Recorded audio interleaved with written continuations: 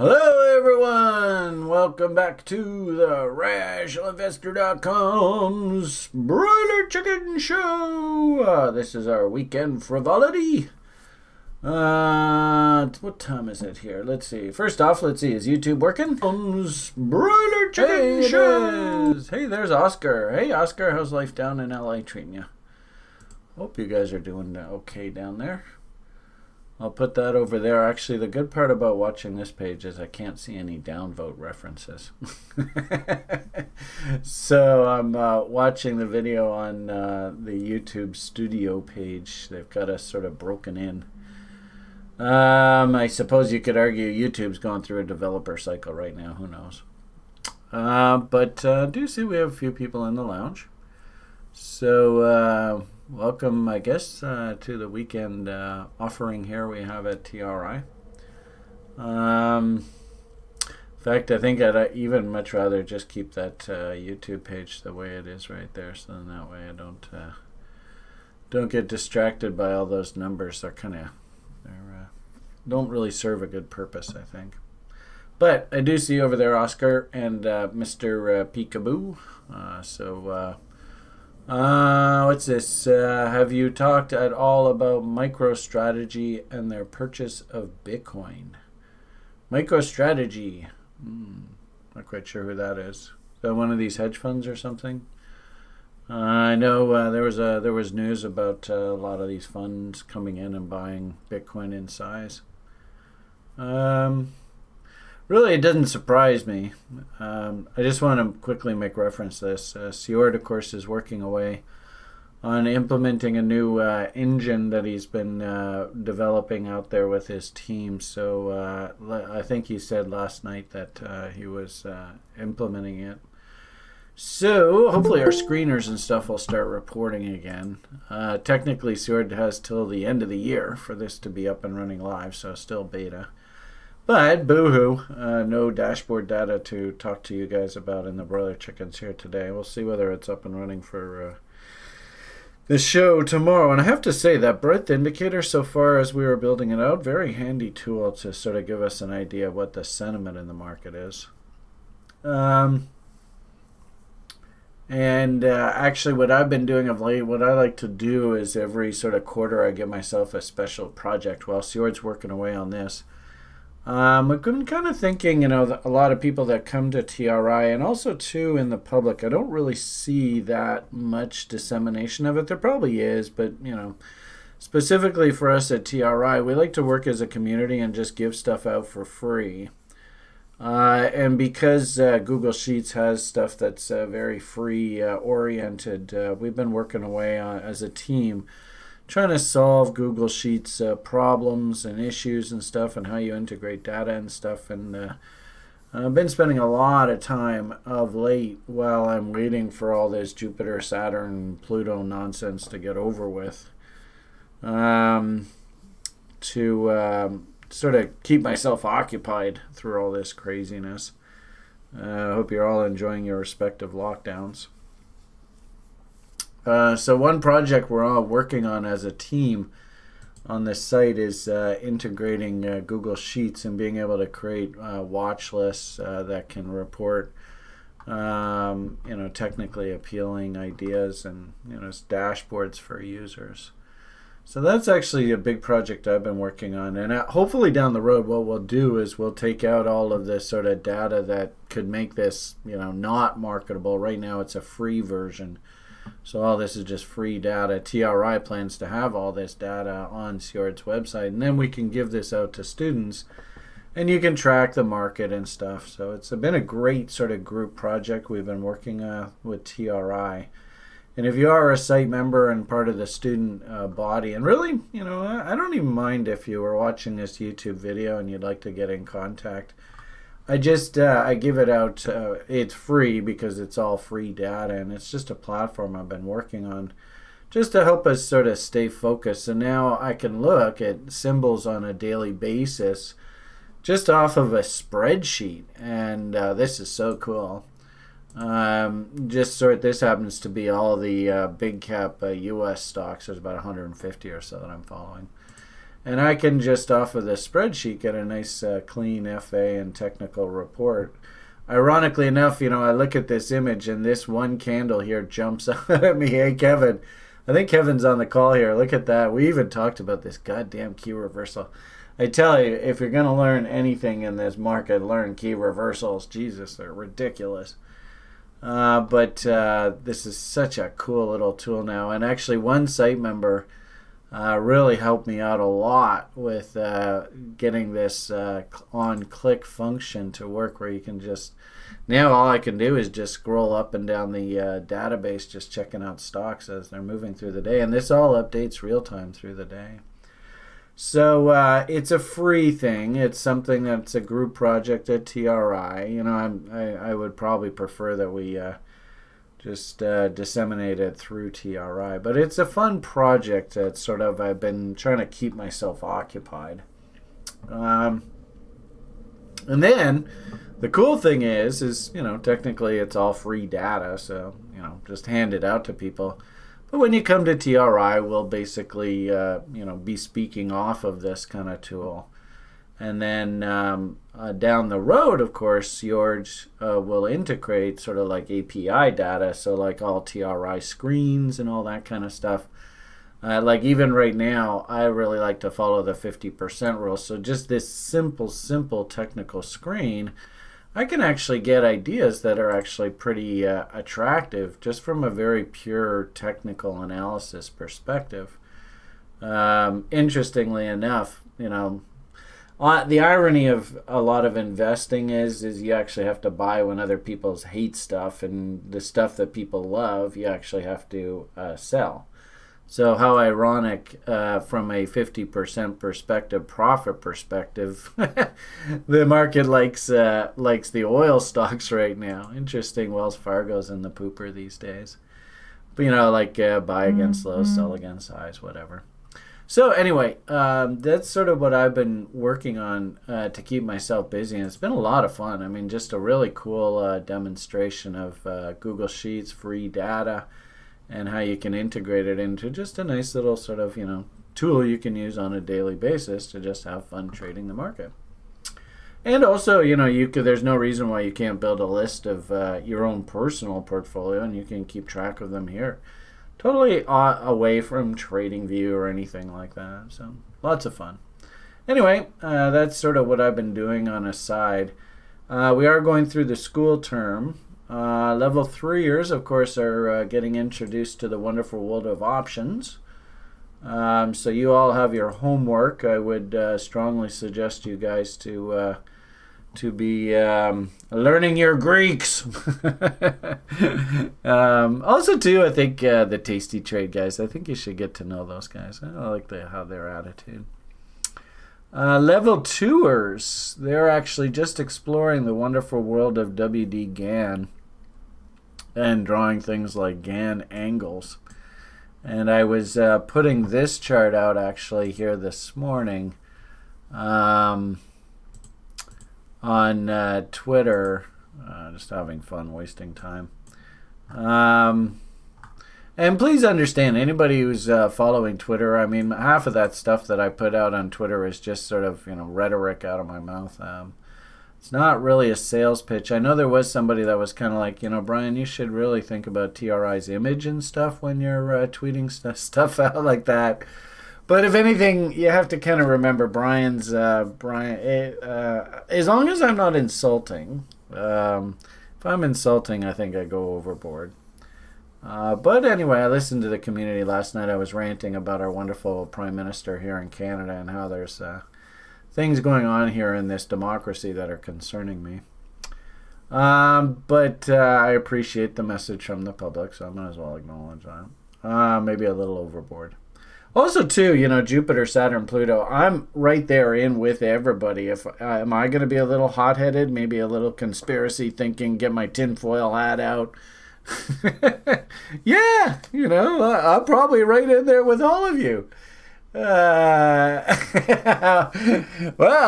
if I called my prime minister the worst prime minister ever, that's like literally fighting words here in Canada. In the States, that's almost like a compliment. Anyway, won't go there. Anyway, point that I would just make was having fun with some GAN angles with students here this morning, level 2ers that are trying to wrap their head around GAN. And don't get me wrong, if it takes you the next 10 years to wrap your head around GAN, so be it. Trust me, he's a paradox wrapped in a riddle, delivered in a very beautiful enigma. Having said that, I did post a bunch of sort of walkthroughs, sort of supplement to the videos that I did on sort of drawing some angles. And I thought there were some really cool angles and study that jumped out this morning at me. The problem, of course, with TradingView, and you notice that the scale of the image constantly changes, and that's the big problem with drawing these angles, is they constantly change if you leave it floating. Like this 45-degree angle here is floating, and you can see they change all over the place.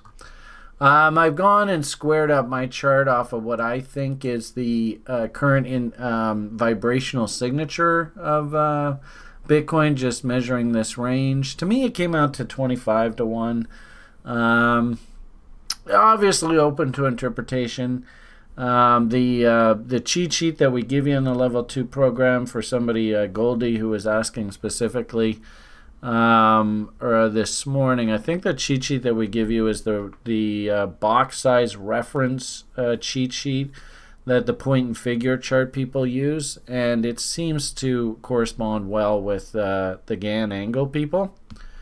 I don't know what you know it would be, Goldie, if you're watching this, hopefully later on, maybe even now, and anybody who's in the level 2, get ready for Marat and Kiran.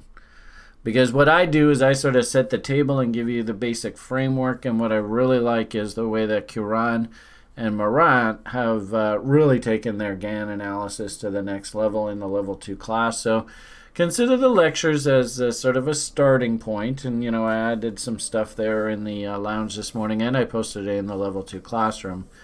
And Marat, especially Marat's application of his squaring tools, totally next level stuff. If anything, we probably should get Marat to do a nice little video tutorial walkthrough on that in particular. So, anyway, you're looking at a screen that looks just like an absolute mess. We were having fun drawing some GAN angles this morning. For the traders, actually, there's some half-decent levels to work with. I might refrain from these really lower time frame ones just because they're probably too much.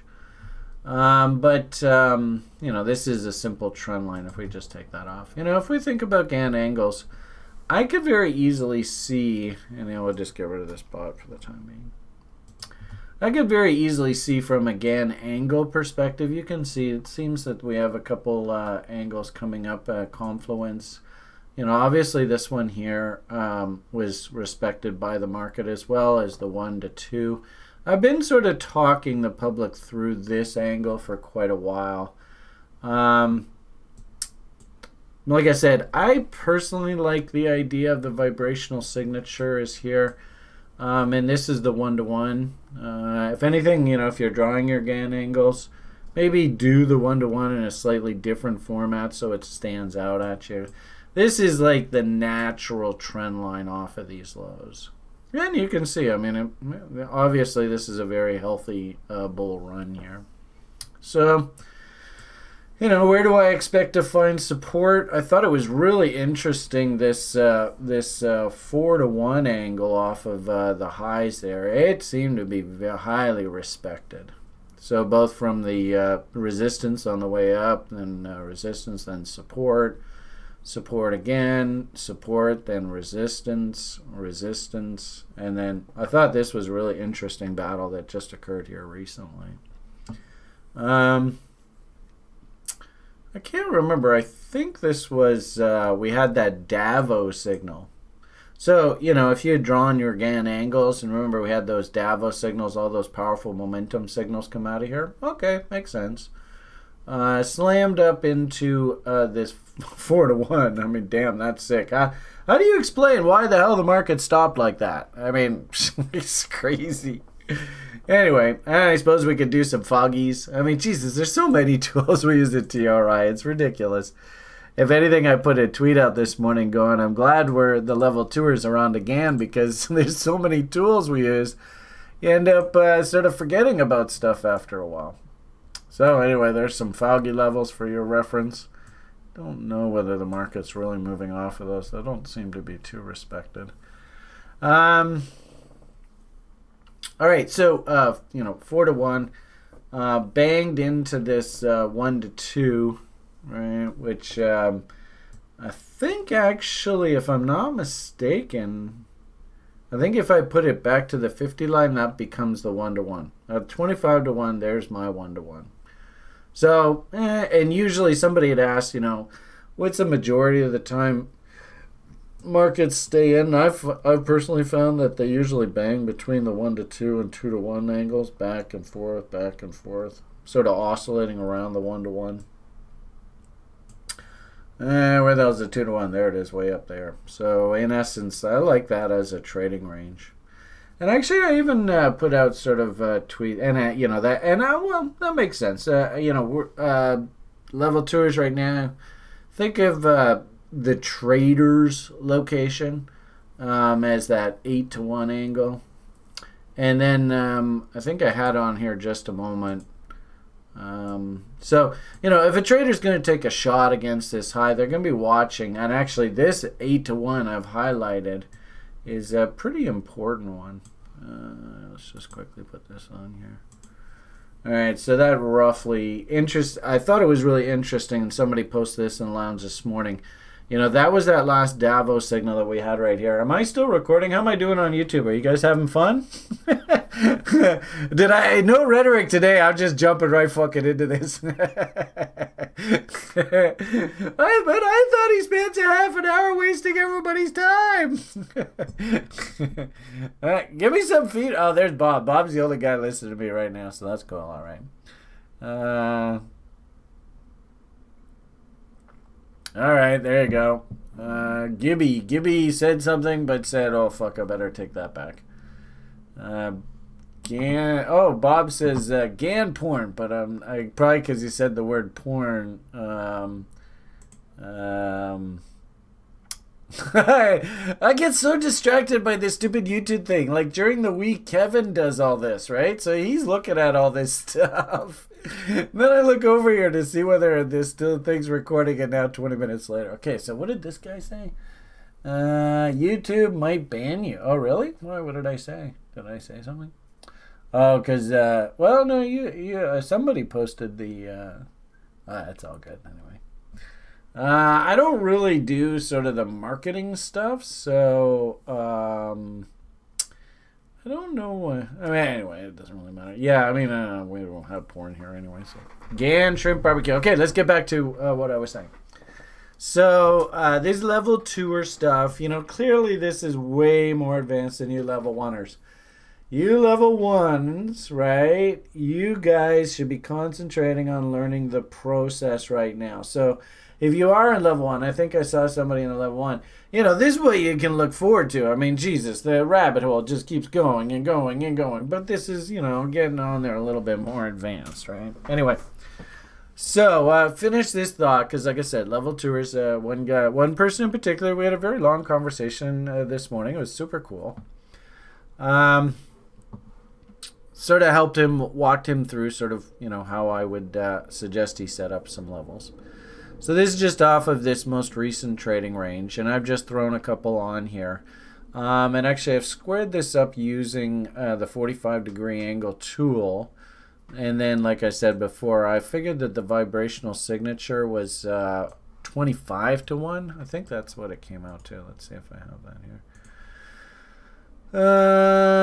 What does that say? Oh, we don't want to do it off of the hourly chart. We want to do it off of the daily chart. All right. Yeah, and I don't even know if it's in our best interest to go down to these lower ones. But, okay, so you can see 45-degree angles just about lined up. Where are we? Oh, there we go. Way up there. Okay, so that'll line that up. Yeah, I thought these angles off the top were wrong. Hold on a second. So, That was, yeah, 24.9. Let's change that to 25. And the point for you level 2ers right now is you could be like, well, you know, the default was 50 to 1.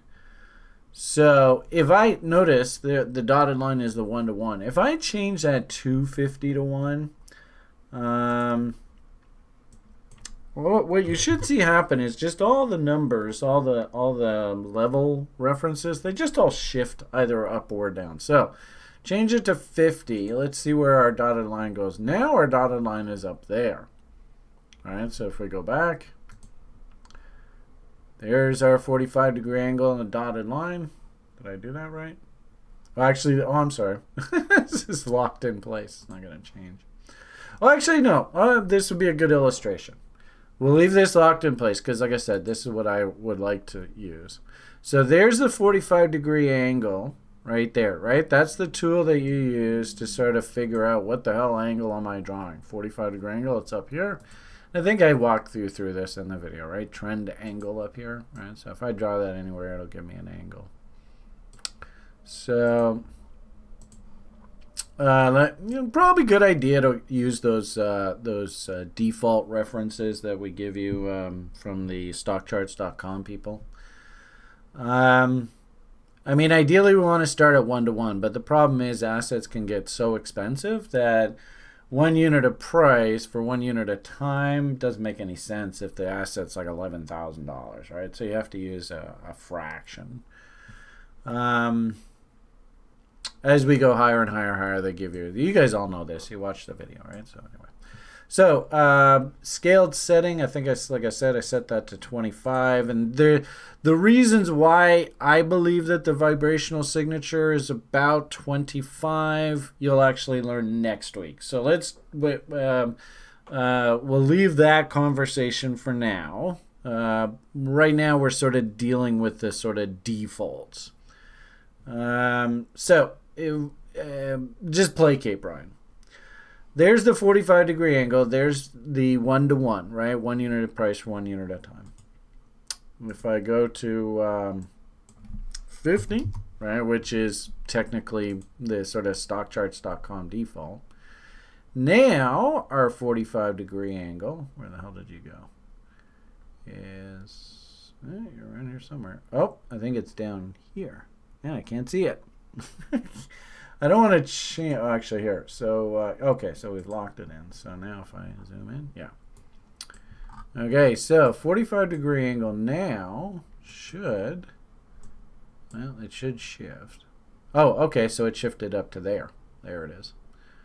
So now, because I changed the scale from 25 to 50, the 45-degree angle now shifts from this was our old 1 to 1. Now it's up here. So this, whoops, yeah.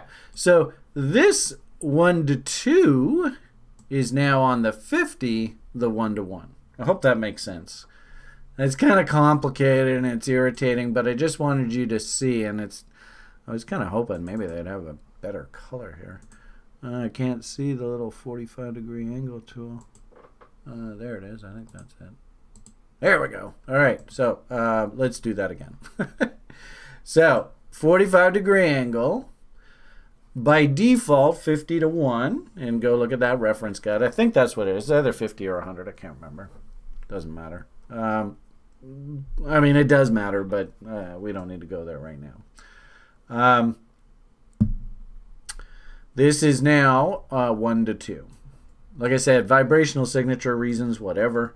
I'm kind of thinking that we should be using 25. Like I said, next week we'll explain that. So what happens in that case is now the 45-degree angle at 25 is actually there. At this study that I've drawn, the 1 to 1. So all that happens when you change the scale proportionately is the angles just shift up and down the curve. And I know that's convoluted and hard to, why is he saying this? it's important to understand what these angles are actually trying to tell you. And really what it just simply is it's they're proportional moves. So and this was the hard concept, and especially when we get into the vibrational signature next week, it'll make it easier for you to understand that in this particular case, we're using a very fixed time reference, right? We're actually telling the market you're going to go off of $50. But in reality, I mean, the market does what it does. The organism is itself. Is there any rules that a rose grows to a certain size? Some grow bigger, some grow smaller. There's a whole bunch of variables that go into it, but a rose is a rose is a rose. So kind of think of it that way. When we get into vibrational signature, we'll start thinking about how do we measure the sort of what the market's trying to tell us is this sort of growth pattern. But for the time being, we'll just use the defaults. And then, like I said, just bear with me. It turns out I think the vibrational signature is about half of what the default is. So if we go off of Brian's crazy thinking, does this price chart make any sense? I mean, at the end of the day, when it comes to technical analysis, that's the only thing that matters. Are the tools that we're using, are they actually going to make a meaningful impact onto our analysis of price? But also, most importantly, does it actually lead us any closer to making a decision? So, a lot of times in our sort of our education program, what we really want to encourage people to do is write down that if this, if you happen to like RSI, okay, RSI, I'm an RSI fan. When RSI does this, and this, or whatever specifically it is that you like to see in RSI that gets you to act, okay, write it down. And now you have an official rule to get you to actually act. Some people love GAN. I can tell you. Some people hate GAN. I mean, you saw that just not me just trying to explain what the scaling of just out of the box, I mean, on balance, I think this study is helpful. But at the end of the day, if you look at this image and you go, oh my God, it just gives me a headache, put it away. I mean, half of our education program is just to simply expose you. And of course, WD GAN is a huge part of the technical analysis world. So we would be remiss not to, encourage you to learn a little bit about. But at the same time, too, we have lots of students in the program that are just like, oh my God, this scaling, drawing the angles correctly. I mean, the interesting thing is we're just starting down this rabbit hole with just this image that you see here. Next week, we'll get into, like I said, vibrational signature, trying to understand sort of the cadence of price action and how we can think of the world. And, we throw images like the top of Saturn at you, that actually the whole world moves in a very mathematically appropriate way. I mean, the whole universe. It sort of has, and this is kind of like, staring at the walls, the code of the matrix coming down the walls. So, you could, next week we'll go down the rabbit hole with all that, and how deep you want to go down the rabbit hole with WD GAN. There's some people that go pretty damn deep. Again, it's not really our job to tell you, yes, you must do this, or no, you must not do that, or whatever. It's just simply, we want to set the table. Salad fork's used for eating salad. You want to use it to eat steak? Fine, but it's a salad fork.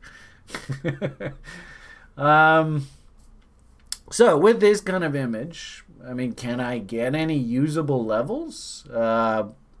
For whatever it's worth, when I was first introduced to trading, actually, one of the most significant levels that I was taught about WD GAN, actually, just from the get-go, was the concept of the 8-to-1 line. So, if you can square up your charts and you can actually start doing these levels, then you see some, some really interesting trades develop off of 8-to-1s.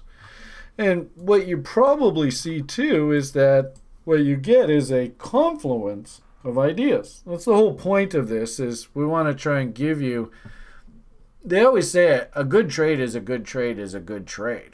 So, whether you find the reason from fundamental reasons, or you find the reasons from technical reasons, or you find it from a combination of both, even better. Like GAN aficionados. Actually, this is interesting because I don't know whether that was traded to or not, but they absolutely love this 8-to-1 level. Oh my goodness, they get all excited about this. My box. So maybe I have to click like background. Ah, there you go. All right. So we often teach people to pay attention to 8-to-1 angles as excellent trade location. I think actually I haven't done this off of this one, but probably off of theirs, probably 8-to-1, same thing. You could argue that I think I've told you in lots of public videos this was just a fantastic one, because actually it looks like it repeated. Maybe that's why it did trade down there, is because it didn't get tagged on this chart from previous. But here's that reload zone. So I can think about getting interested in being a buyer here. We're going to throw on a GAN angle, and there's an 8-to-1. Like I said, traders love those 8-to-1 angles. That's below the reload zone, but look who's sitting there buying that angle. I don't know whether you guys have heard on the public videos, but I love to tout the fact that Kavarkinator, my right-hand man to do the daily videos, he forced himself to step in and buy that level. I mean, that's his level, 88.6. He loves that level. So here's a situation where maybe you use 88.6. Maybe you're a GAN fan. I mean, both reasons have you very interested at that level. And the irony of it all is, what do you think the public was thinking as that level was traded into? Well, they were totally frozen. So, way to go again, Kavarki. I'll be talking about that trade for years to come. Told you, half my job is to make you people famous.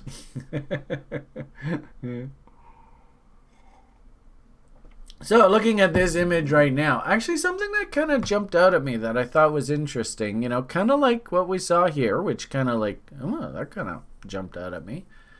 But notice that this 8-to-1 here off of this level was not traded to. See that up there? Oh, I thought that's kind of interesting. Never did get up into there. So clearly this up angle and this down angle here were just too much. You can see the market really fighting at these down angles. Just fighting like a dog. Holding on to this up angle desperately. Look at the day. This is so cool. This is what I love about GAN. I mean, how do you explain why the market just would not give up that level there? It's cool, and it just kept charging hard, but it just ran out of gas up top here. Then had to come right down. Look at the low on this next candle. Bang, right into that level. I mean, is that usable information? I think so. Let's just see if I have all these octane. This would be really interesting to look at like on an hourly chart. Can't tell me this stuff isn't action-packed. So I guess that was into that level. Was that what I was talking about? Yeah, I guess so. So I sure hope I have these things locked into place, because here it goes. Let's see what happens. Boom. Yeah, wow. Actually, that's a different level. I think this is the one I was talking about. All right, yeah, so, this is so cool. So, to get to that actual squaring that the chart is set up off of, actually our chart would have to look like that. But how the heck do you look at that chart? I can't do anything with that. So that's why you got to lock these things into place. And then when you drill down the lower time frames, they don't move.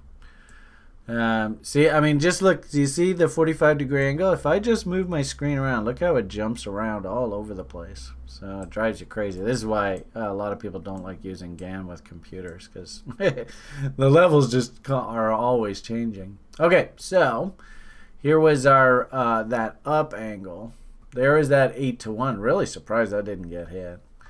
Market works up, then comes back, loses the angle. Probably traders got to trade. Those slicksters, they were hitting this on the other side.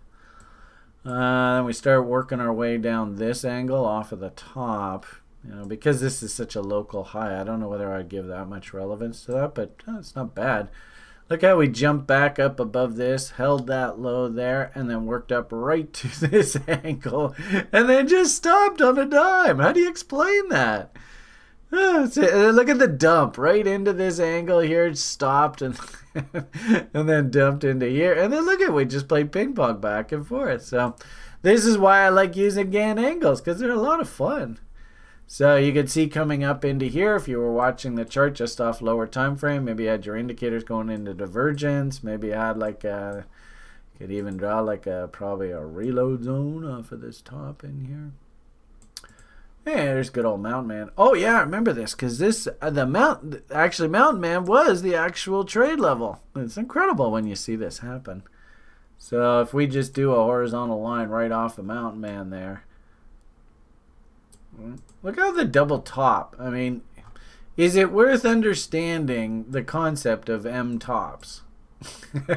So you've drawn your Mountain Man level. There's GAN angles. You know there isn't support on your angle. Look at this. I mean, this is sick. This is an hourly chart.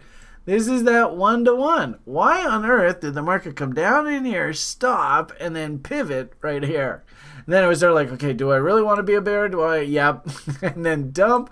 And then right into another angle. I mean, what do you think? Would that, as if you're a day trader, would that be kind of handy information to have? But just looking at this short, this is such a cool example.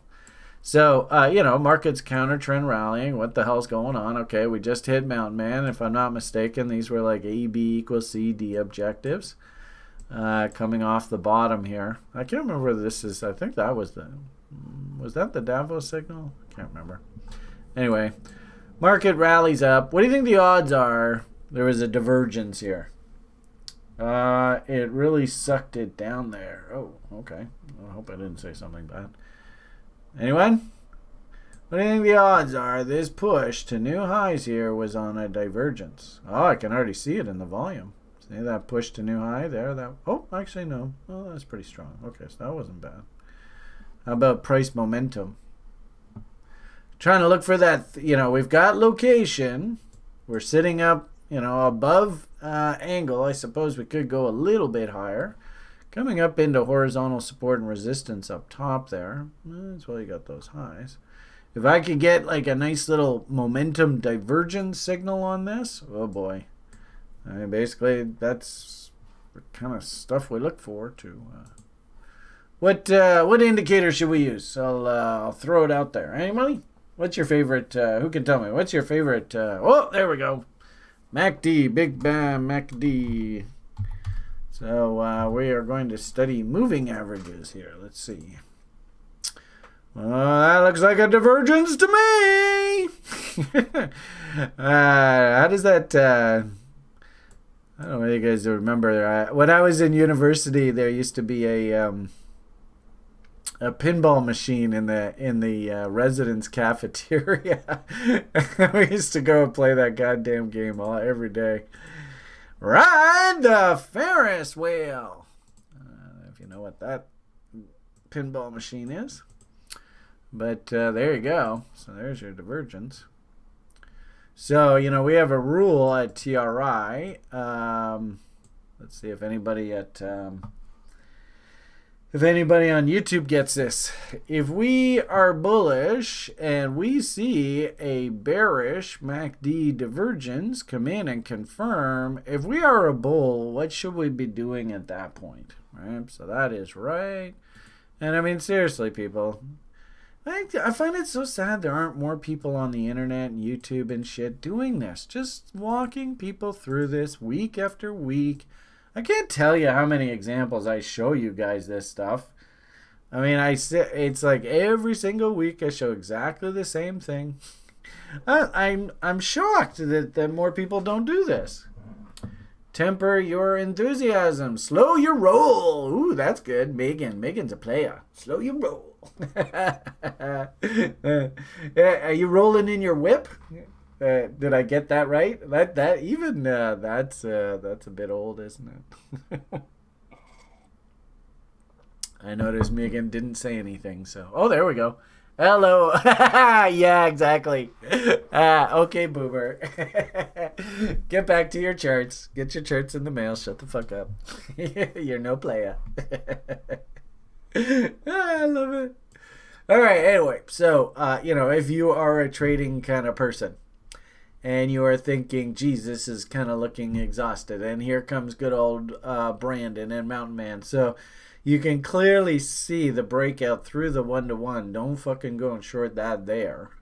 We bang up into Mountain, but you look at your indicators and they're like, well, that's still pretty strong. Okay, well, don't touch it.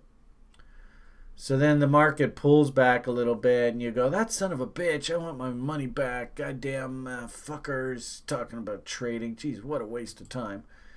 And then all of a sudden the market just turns and screams higher. Oh, okay, well, no, okay, maybe the guy's not so bad. And you notice that on the move, scream higher. Hey, look, momentum is not making new highs. Well, then, and really this is, you can't be a buyer here anyway. Question ultimately is, are you thinking about selling? Are you thinking about maybe even shorting, right? If you were hunting bullish setups off the bottom, I sure hope you were paying yourself through this, because that would be a little remiss if you weren't. So the pullback comes in, and notice it's the pullback here that actually confirms the divergence. A lot of people actually come to me and they think that the divergence is here, but it's not. That's actually where a lot of people fail with technical analysis. They'll see this, right? They'll see this this pattern. No, I guess it doesn't matter. They'll see this pattern, right? That made a lower high, right? And maybe we're right there. And they're like, it's divergence. But that's dangerous. Because sometimes the market, and I've seen it happen lots of times, so sometimes the market will just say, no, I'm a W. Woohoo! And away it goes. So the point here is that this divergence actually confirms on this bar.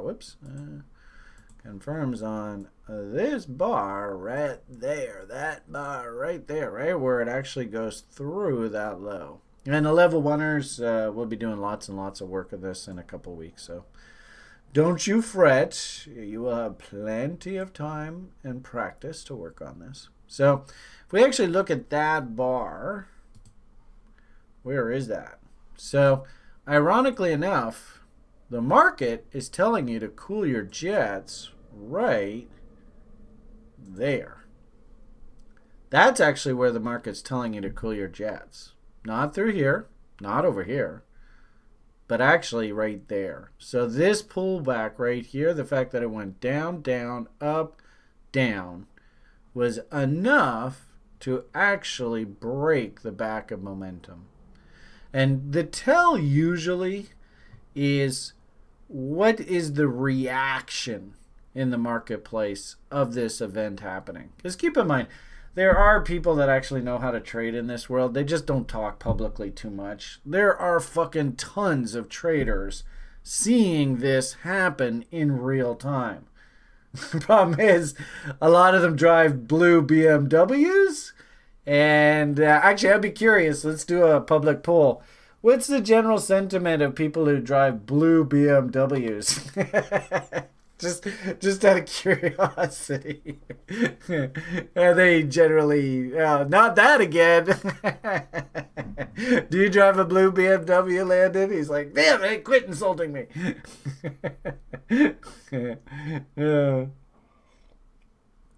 You know, like we were passing around a video of that Anton Kroll dude, right? I won't say blue BMWs. I'll show you this guy. I mean, we might as well call a spade a spade. It's not like I'm sure these guys would be like, you know, is this real? But my hunch is this guy drives a Bentley, though, probably not a peasant class BMW. Pff, Jesus. Caught dead in one of those. Where the hell is he? This guy's hilarious. And actually, he put a tweet out the other day, and Joshua and I were like chatting back and forth, and I was kind of like, I bet he doesn't give a fuck about us, but still, he's always worth listening to. This guy here, this guy's so hilarious. I mean, this guy here is the type of guy. If you don't know who that is, I don't want to play the video because I don't want to get in YouTube trouble. Just Google Anton Kroll and do your own looking up. And of course, TRI people, it's in our library, just thrown in there. But he's the type of guy who sees this. He knows this. He's fully aware of this. And he trades this shit. It's just the public never is told this stuff. So anyway, bottom line here is your spidey senses go alive. And like I said, the key here to all of this is look at the reaction. The market worked its way up, right? But look at the volume. It's like, where the hell is everybody? It's like, yeah, the market tried to pivot off a key support, horizontal support and resistance, buy against lows, sell against highs, blah, blah, blah, blah, blah, blah, blah. But the reaction was just abysmal. And then even, you know, on these little spurts here, that didn't even really garner. Like that rally right there was that low volume bar. I mean, just no reaction at all. So at that point, the bears can smell blood. And when they smell blood, look out. There's your lookout. Now, I mean, like I said, level 2ers, would this study be handy? Well, I mean, you see the 1-to-1. That worked pretty well. You know, Mountain Man obviously is feeling pretty damn good about himself. And then, you know, we have lots of these studies off of the higher time frames, which I think are a little more relevant, you know, just off of the recent local highs and lows. Not that important. Well, I mean, they are important, but, you know, obviously the higher time frame one's more significant. You can clearly see that for some reason the market is just enamored with these two levels here, and sure enough, look at that. And then it lost this level, and whoo! So, fascinating. Actually, we were able to bottom in open space here. That does surprise me. Okay, so let's fast forward to present. So how are we going to sort of use this in the present tense?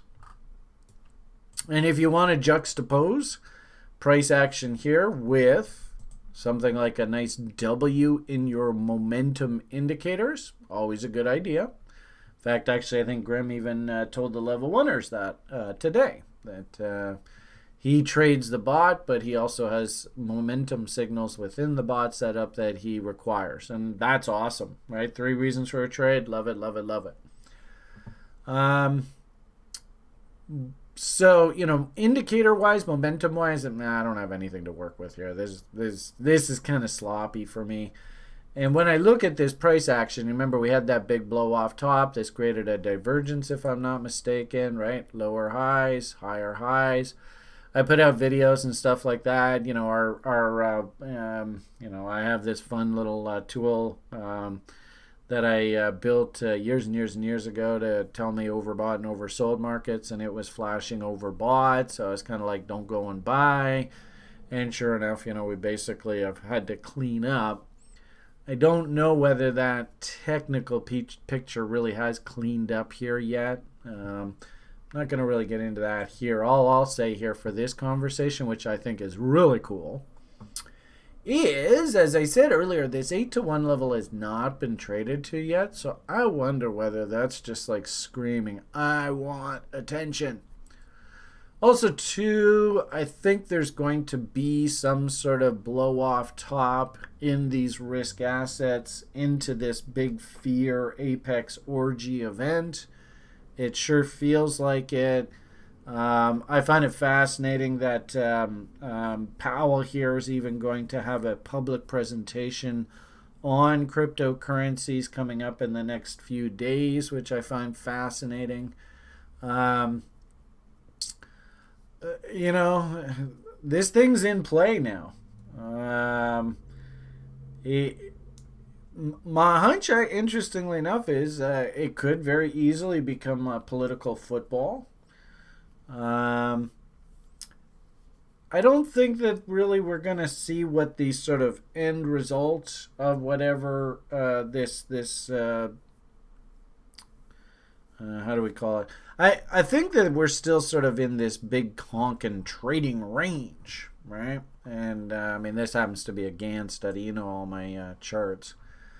Probably, where is it? Yeah, this one.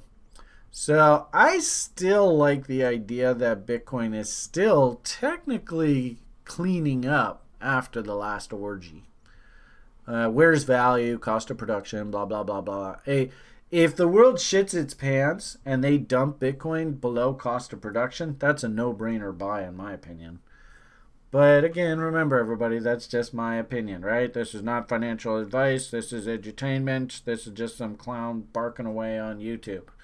It's just my opinion. But my opinion is if they can dump price below cost of production, try and encourage yourself to pick some up.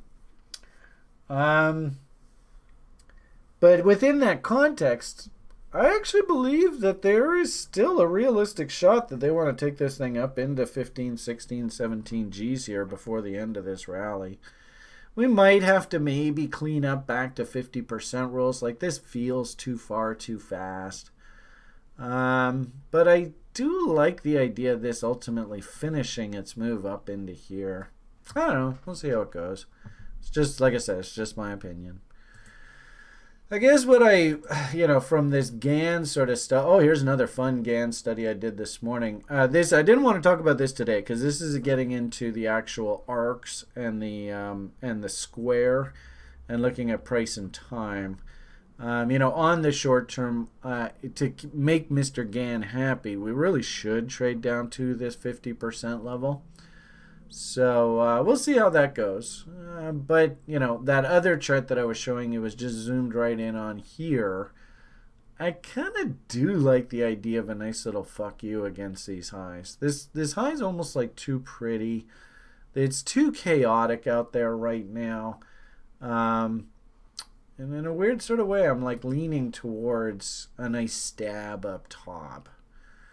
We'll see how it goes. I did find it interesting because, level oneers, you're going to be learning about. Remember last week we did that, the introduction to technical analysis, and we sort of said, what does a trend look like? And I did have a few people on YouTube even say, well, what about bullish bots and stuff like that? So, if we think about, this is nothing more than a consolidation, and really all we're doing is we're just stair-stepping our way higher.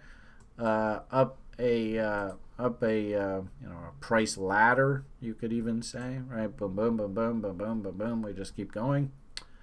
Brian, ideally, his bullish bot, right? We want to see 1 low, 2 lows, 3 lows, and then chicken shit, Brian can get off his ass.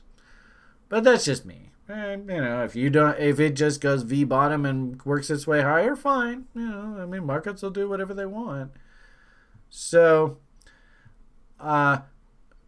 if you can think of this sort of trending market state off of these lows that we just had, keep in mind this is an hourly chart, right? So just off of these lows from September, September.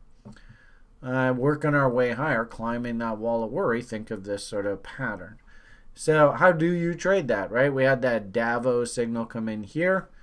And Davos often work really, really nicely with that El Tangonator setup, which is really, ironically enough, it's actually just looking for a 50% bounce, right? 50% of this range. Somewhere right about there. and you want to try and capture this as your profit margin. So, hunting for these kind of like Davos at the bottom end of the range, they look for stabs up top here to take profits, which is fine. It's, if anything, this is a fantastic illustration that there's a million different ways to skin this cat. And, depending on your temperament, do you believe it's a bull? Do you believe it's a bear? Are we in a range market? Is we in trend market? You can trade different patterns even within other patterns. So I thought this was kind of cool that we're talking 8 to 1s. We're kind of thinking that there's some unfinished business up top here.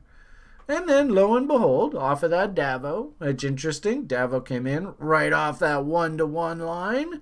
That's exactly where Mr. Gann would want this W to come in. That's like a textbook WD Gann. But anyway, big pop, boom.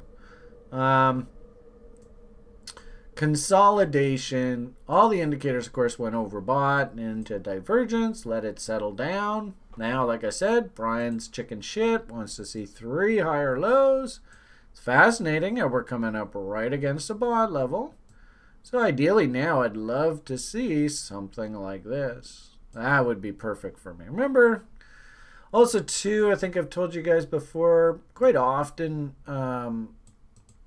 trend line tags can become, trend lines, we'll say. There's subtleties between valid trend lines and just potential trend lines, like actual trend validation. I'm not going to get into that today. All I'm going to simply say is this is a validated trend line as far as I'm concerned. So in a weird sort of way, a trend line like this in the market is actually a huge magnet because in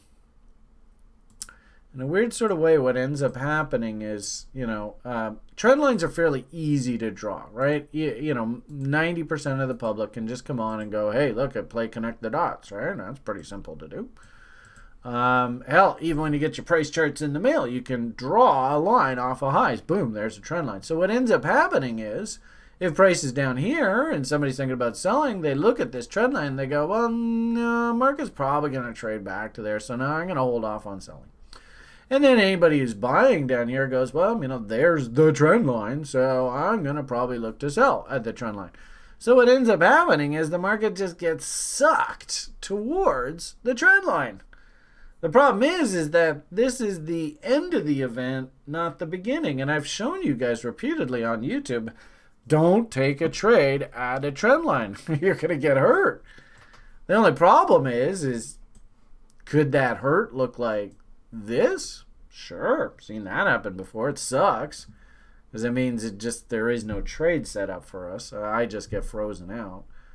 But the rule of thumb generally is what we'd really like to see, and ideally what I'd love to see here is a W on the other side of this trend line, please. If I can get this, take a screenshot of that shit and smoke it. That's the shit. At least that's what the guy down at the house down at the end of the street with the unmowed lawn said. But he's scared. Hey, and I think his name was Sassy. What you talking about? I loved how in a recent reference I made a Sassy reference and somebody even said his tagline, which was great. You fucking drugger. Anyway. All right, so point of the matter here is I don't mind this thinking. I really don't, especially considering the absolute insanity of this year. I do like the idea that we're going to go into some sort of chaotic orgy into this election event down in the United States. Is it a buy the rumor, and then if Mr. Biden actually is declared the victor, sell the news? I do like that thinking.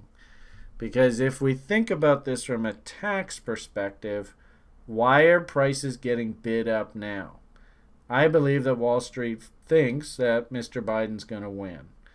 And maybe more importantly, maybe Wall Street's even thinking that the Democrats might even take full control of Congress. And their basic platform, they've said publicly, is we are raising taxes. So if you're long, what's the best thing for you to see happen?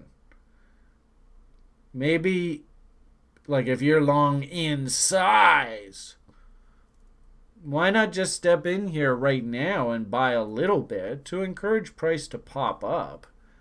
Let's get a real fucking rally going here so that when the public comes in, all circle jerk, orgy, Bitcoin moon, whole system's collapsing, blah, blah, blah, blah, blah, we can sell into that strength. Because remember, institutions, they can't sell in size if it's just like a dull market like this. They'll destroy the market. So ironically enough, to actually get size sold in size, the old expression is, if you want to sell in size, first you take the market up. You want to buy in size, first you take the market down. That's how the rule goes. So I wouldn't be surprised if there's more up here. Does the predicted growth get influenced by upcoming election and its result? Brian. Nah. See, I don't buy into a lot of that bullshit. Sorry. I mean, frankly speaking, if we're really serious about Bitcoin, we should all just fucking go buy some mining rigs and just mine Bitcoins. So what does that mean? Well, that really means we should pay somewhere around the cost of production for our Bitcoins. So if I really want value, what do? Right? Well, just go start up a mining operation, start mining your Bitcoins. So what that really means, remember, price here in the open marketplace, it fluctuates based purely on sentiment. One might argue after the Fed came in and guaranteed basically the floor in the market there in March, April, sentiment's like, well, there's no risk. Go buy anything. It doesn't matter. It's going up. Fed's guaranteeing the market. Market started to waver there at the middle of the summer. Fed came in again. So, from a sentiment perspective, I get the impression it's sort of like just it's a risk-on market, because if the prices collapse, the Fed will come in and guarantee the market. And I think what they want is they want to make damn sure the whole damn thing doesn't collapse before the election. If anything, what I could see happen, which would make perfect sense, is Wall Street wants to get out, so they're bidding prices up into the election. That gives them, if Biden does actually win, okay, well, they take profits, sell. He goes and raises taxes next year, well, they're gone. They're not going to face that tax bill. If, however, stock prices stayed low here, then they couldn't do that, right? Because they're not sitting on any profits. I get the impression that they're almost like baking into the market, the whole stock market, everything. They're baking in all the profits that they expected these things to make. They're baking that in ahead of the election so that if Biden does win, they can sell instantly and not worry about a massive tax capital gain implication. If Trump wins, ironically enough, I think actually the market just kind of goes sideways. I think the pros will take some profits because prices have been bid up right across the board. But I don't think you see the massive wave of selling that I think you'll see if the Democrats do actually win. Anyway, that's my rhetoric for the day. You got your rhetoric at the about midpoint of the session. So anyway, what was super cool about this, and this is what I really like about what I do, is I like to look for confluence. I like to see that a number of studies are all saying, hey, pay attention to this level. So what I see here is clearly this 25 level, especially with this trendline resolution, it's in play. And there really aren't any angles around here. You can see there's a couple angles up top here that are going to give us a little bit of a headache should this thing get going. If anything, we might even see a push up, right? We've got the trend line acting as a magnet right now. You're probably going to see a push up into these angles and then maybe a backing off. But regardless of what happens here, I've got, sort of a base here. One low. Remember, this is an hourly chart. Like if I change this to like a 4-hour chart, then really it's just one low. What I want to see is I want to see a nice base come in here to set up that next move higher. Because keep in mind, everybody, we do technically have a big fat M staring us in the face here. So, if you are, thinking about putting new money into the market, I might let this clean itself up. Also, too, notice, what's actually going on here? Nothing. Look at the volume. This rally really isn't even really for real. This is like a weekend, let's fuck with the crypto kids market. You know what this is? You know what this is? That's what this is. There's somebody I used to follow. He used to always say that. So funny. Oh, yeah, that's what this is. That's what this is. I can't remember. You know what this is? That's what this is. Yeah, okay. All right, now I'm just being stupid. Okay, so what I wanted to show you, which I thought was so cool, and it's so typical traders. Oh, God, it drives you crazy. Remember, there's guys in this business that the only way that they can keep their lights on is through liquidity hunts, right? So, we have a pretty big range. Hopefully you can see this candle all the way up top here. That's 11.6, and this candle down here is 11.2, we'll call it roughly. We try and put in a bit of a bottom, candle body lows for trade location. Look at that crazy ass tail there. Oh my God, that's crazy. But what I see here is there's an M. All right, so let's get everybody going short, and bam. Especially we call this the noob stop, right? New people to trading. They'll move their stops down through here, especially off of this first M if you were going to go short that. Really, you probably should have your stop up there to begin with. But anyway, point of the matter here is lots of bearish action. Bang! Stop them out. Then let's come down here. All right, let's go down just in case there's anybody that bought off of these lows. Bang! Let's stop them out. Then instantly rally up all through here, clean out these stops, and then bang, right back down. The cool thing here, though, is hopefully you noticed with the Bollinger Bands is that these closes were not outside the bands. So you can't really say that the market had at any time accepted outside of this range. And a great application of the band squeeze concept. I know Kevin and Joshua were watching, and was it Kevin? You're here. I don't know whether Josh is around. But there's a cool little indicator that they built that it literally counts. I think it's like 21 bars or something like that. Since I think the market made a new high or new low or something like that. And 9 times out of 10 when this happens, you get one of these crazy ass squeezes. And you can see for day traders that your close outside finally came in there. It's interesting because I bet John would probably even say that, could this be a head fake? Could this, 6 to 1, half dozen the other. What I would just simply say is it sure looks to me like, we can just draw it here. I don't know which one you want to use. You want to use that W? No, you want to use even this bigger W? We're getting indications that the market wanted to move higher. And I actually put a tweet out to that effect, right? I think that was just a really, really good illustration of a Bollinger Band squeeze here. Especially after, because think of it this way, right? Market dumps. So there's a whole bunch of kids and stuff that are like, all right, we're going to get real rich, right? So, maybe they bought this W here and they're going to risk against here. If they did, actually, they survived.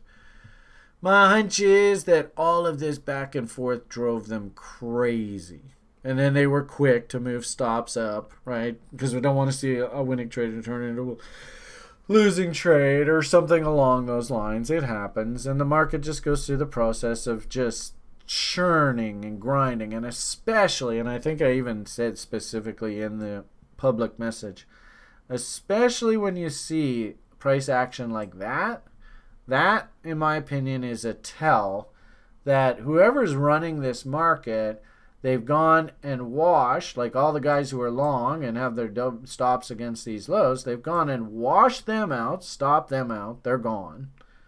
And at the same time, too, all the people that were short off of this level, they've gone and washed them out at the exact same time. One big move. Boom. So, if you want to mark on your charts when you see this happen, that's a really big tell, right? And if you think about it, think of candlestick math. Yeah, double FU. And that's not Foggenbaum. That's Foggenbaum. No. Anyway, point here is if we do candlestick math and smush these two candles together, what do you get? You get a big fat doji. So quite literally, if you have a resolution of this range here, it's kind of a tell that they've gone and washed out. Like all the kids that bought 100X and whatever, right? They don't, if they're going to move this market seriously, they do not want them to be in trade so that they make a fortune off of them. I can tell you that right now. They go ahead of time and wash all of those weak players out that get stopped out on just the smallest of moves. And then they take the market. So you want to build a trading plan that I'm going to wait for the washout, and then I want to see, and usually, and I can't quote for him particularly. It would be best maybe. I think I saw John back on Twitter, so maybe at him. How many candles does he have to see, or does he wait for the first buy signal following a band breakout? But here I think is a good example of a indicator. This is volatility we're studying, suggesting that, hey, the bull's back in charge. Interesting, and you can see price action has been working its way higher here. I wouldn't be surprised to see that continue. The only problem here is how do if you're looking at this right now and going, okay, well, Brian, what do I do now? Now this signal's old. It's gone. And if anything, probably what you have to do, and again, I don't like getting into lower time frames, but I'd probably like reload zone this and keep an eye on these tails here in the bottom of value. And if I'm not mistaken, it looks like there's a Gann angle lining up against there as well. So, if I wanted to be a buyer down here, I'd probably have to watch for this level now. So anyway, kind of cool. Okay, so today's class actually, today's session was actually speaking more to the level 2ers than anybody else.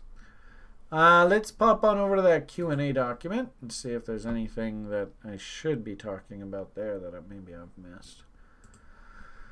All right, so let's see what we got here. Well, not too much. All right, so could you please explain more about the dynamic yield curve from the current context with all Fed printing money? Yeah, it's a tough one.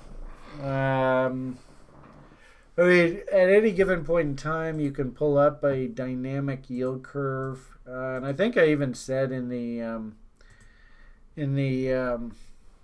classroom there today that I was gonna.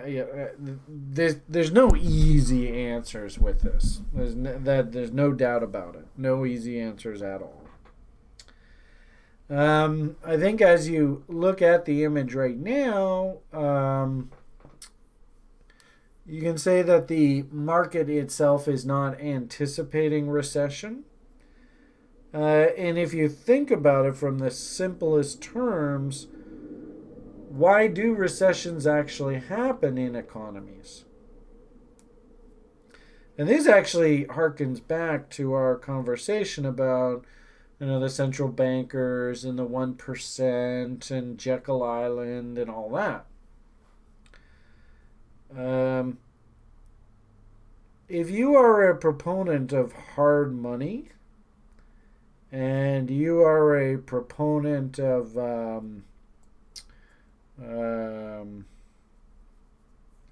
austere economics, Austrian economics, then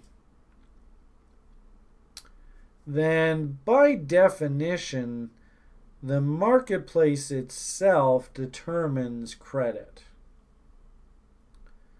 And in good economic times, credit flows, but in bad economic times, credit contracts violently. A really good example of this was I watched a movie back when I was a kid, and I have no idea what the name of it was. I've made reference to it with students and stuff, but it was a really interesting story. It resonated with me.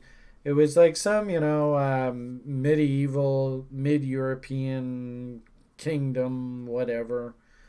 And this guy um, got a check from a local prince to do some sort of job. And what ended up happening, it was a fairly sizable check, 10,000 whatevers, it's considered a lot of money. And what ended up happening was everybody around town started extending him credit based on the fact that they perceived that he was a really wealthy guy because he had this big check from the prince. He never cashed the check, and yet, things like the baker gave him a free loaf of bread. Well, your credit's good here. Obviously, you're a rich guy.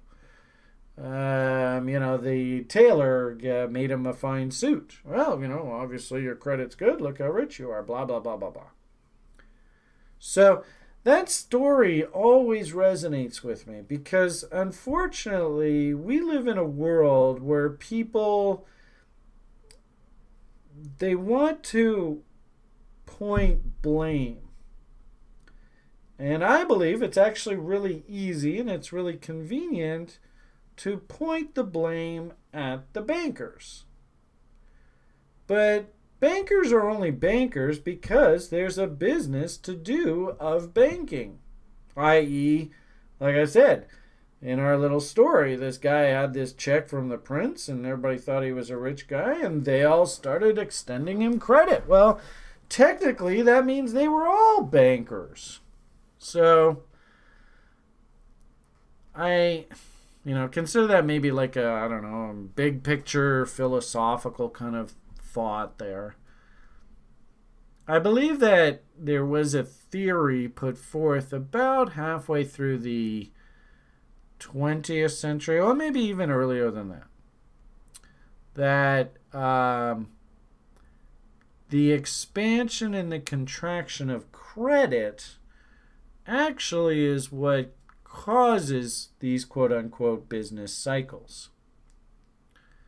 And unfortunately, when people tried to sort of step on the bankers' sort of secret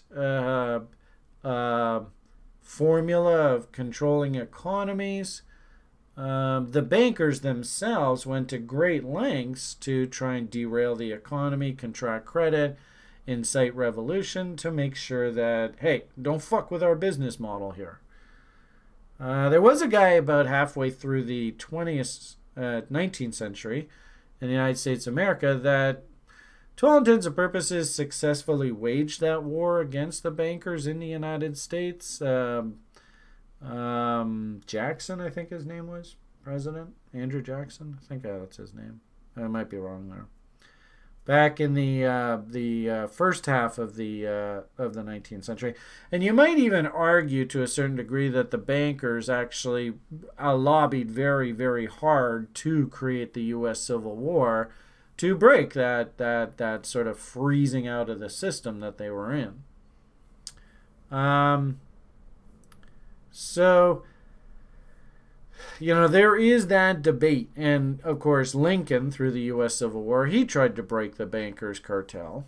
And I think to a certain degree he did it.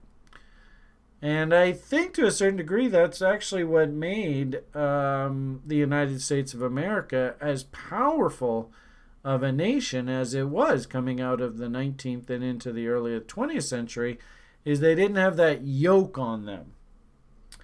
I don't know. It might have been a conspiracy by the bankers. Who knows? But this whole sort of socialist movement, socialist revolution, in a weird sort of way, I think it actually helps the bankers to a certain degree. They just don't want the governments to come in and nationalize their business. They want to make sure that their profit margins are kept private, which kind of sucks, but that's that. Do you find it interesting that a lot of central bankers now and central banks are actually remitting the profits that they've made off of these recent mortgage purchases in the marketplace right back to the governments themselves? And there was an interesting article out of the Bank of England, which to a certain degree, I actually like that thinking. Because, when do you milk the system? Because keep in mind, these guys are bankers. They want to make a profit, right? They're not in it to go out of business. I mean, you can hold a whole bunch of bad paper, but if the bad paper goes into default and it's worthless, well then, what good is that, right? But if you have a whole bunch of bad paper that nobody's ever going to be able to pay off, they can still pay the interest, right? And I think that's really what they want. They don't want to put the system out of business, but they want that interest income, which makes sense. It's their business. So, in a weird sort of way, coming out of the 19th century and into the 20th century, this idea of international socialism was a convenient way to inject a whole bunch of price inflation into the system. Workers demand higher wages. Wages at the 20th century were a key component in labor costs and in business productivity. So as a result, workers demand higher wages. Your productivity goes down. Your profit margins go down. And then, of course, if you believe in the money, in the velocity of money theory, if workers are demanded higher wages and they're 2/3 the cost of business, well, that means more money's floating out. So you get this feeding effect where it begets higher prices. Workers demand higher wages. And in essence, coming out of the 19th century into the 20th century, we had this manufactured inflation problem.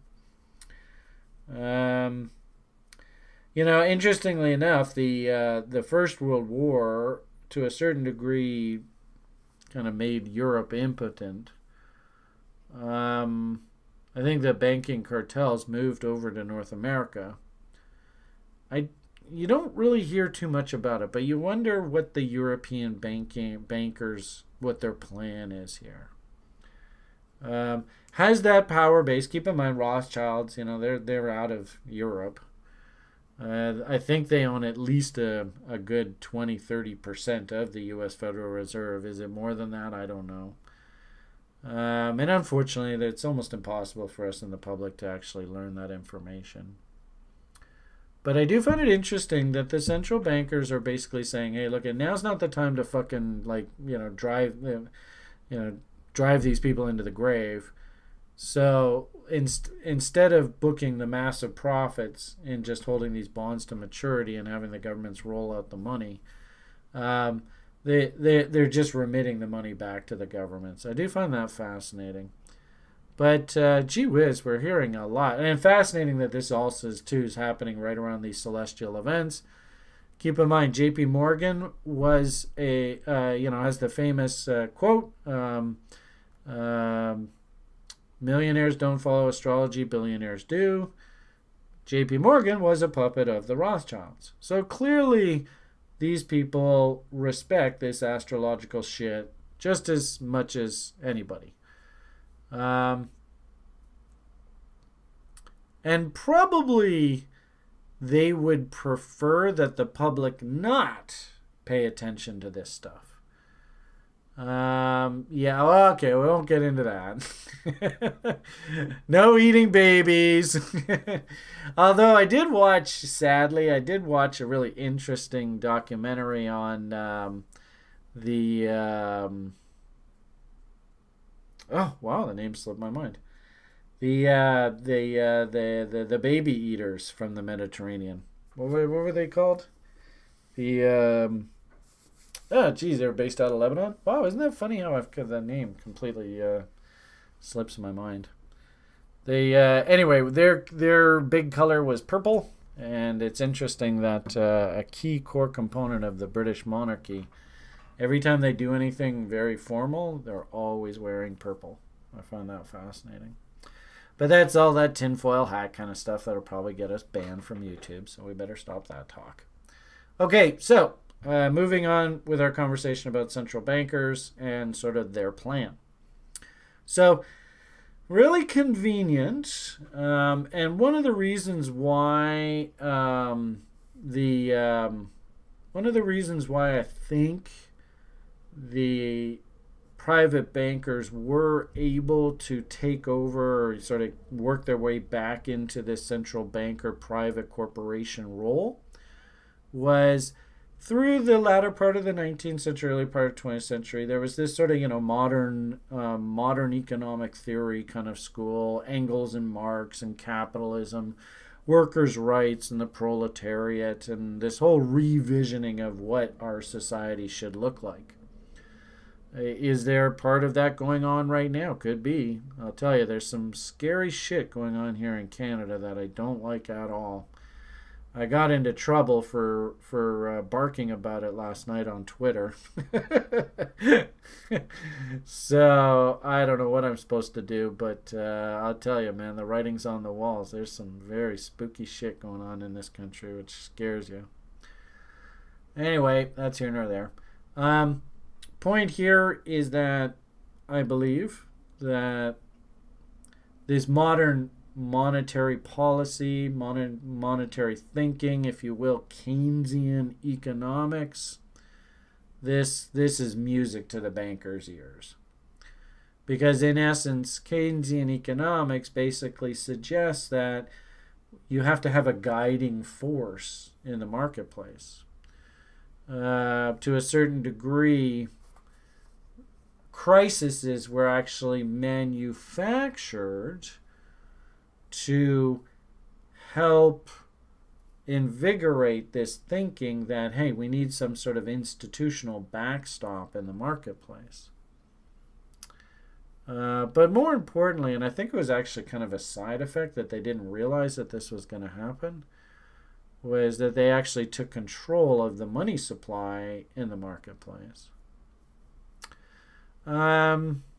The ability to expand and contract credit now determines economies' fates versus actually the number of dollars in circulation.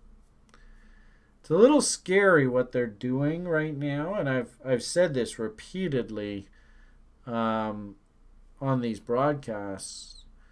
The powers that be in the United States of America and the bankers that are running the world, they are tinkering with what they shouldn't be tinkering with.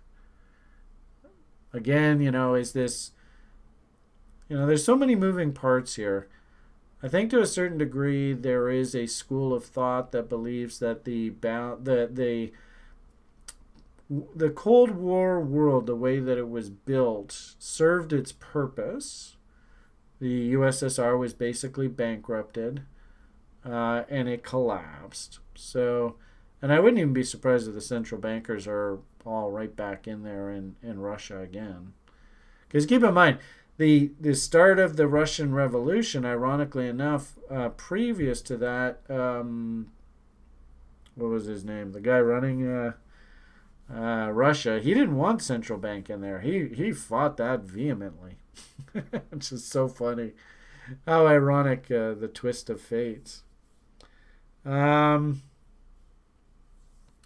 So, things like Keynes giving permission, giving educational establishment, university, colleges, the learned class, giving these bankers the permission and also the authority to do things like set short-term interest rate policy, makes them extremely powerful in finessing the economy. In essence, the expansion of credit, lowering interest rates, the contraction of credit, the raising of interest rates, and then also too, which is really cheeky of the banks, and there's something that really isn't published publicly, but, who are we going to actually give credit out to? do you meet lending standards? And the worst part about it is that's the part of the equation that they really fuck with that you never see any data on. One might argue through the George Bush, Junior Bush days, they reduced lending standards to everybody. You don't have a job? So what? Come and borrow money. Was it all a plot because they wanted to see this happen on the other side? Maybe. Unfortunately, us in the public will never know. But bottom line here is that, how do we say this? You can play this game as long as the market will continue to accept debt. What really scares me is that, the United States of America is running, they said the annual basis, a $3 trillion deficit. That's not the debt. That's just the amount of money we're spending this year over what we're actually going to bring in taxes. I mean, these markets are getting insane. I mean, how do you even wrap your head around $3 trillion? I thought the whole U.S. economy, last time I looked, was something like $12 trillion. So just the deficit alone is like a quarter of your entire economy? The numbers are just getting absolutely out of control.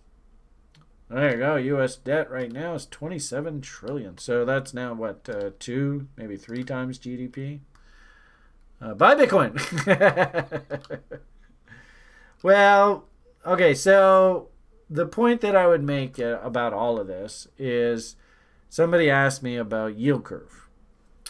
And I think to a certain degree when we get into sort of shock scenarios like 2008, and this is sort of where they first sort of introduced quantitative easing, this idea of diluting the currency. But the only problem here is that actually if we look back on things like the S&P 500 and the Dow, they were actually very busy actually diluting the currency even through these cycles here. So even these numbers are skewed. But, of course, this is on the Fakese asset, right? So this isn't real asset. But point of the matter here is somebody asked, specifically, okay, it looks like yield curve did flash like inversion. And I think there was a warning in here. There it is, inverted. And then you notice about a year or so afterward, all hell broke loose. The only problem up here is bond prices and yields have gotten so low. How do you actually see inversion, right? This is a market where, 4.5% interest. And then back here, I think this was, look at that, it was even higher. This is like 5.5%. Okay, well, you can see inversion. Rates are getting so low down here. And what was interesting is the curve just flattened right out. And I think it was there was a little window, I think it was last summer or somewhere, where at one point the curve actually did invert. But what was fascinating, it was something like right in here. What was fascinating about this was short rates at one point were higher than long rates, but the curve here was still relatively up sloped because even shorter rates were much lower. And there were people in the public who were screaming, yield curve, it's inverting, it's inverting. And that was about a year or so ago. Do you guys remember that? I wonder if Kevin, you probably remember that. You've been around long enough. But it didn't show up on this tool. And that was the interesting thing. There was one guy who was barking, he was going on at length. And then, of course, into January, and even now for that matter, the market goes to new highs, and so everybody's like, fucking idiot, he doesn't know what he's talking about.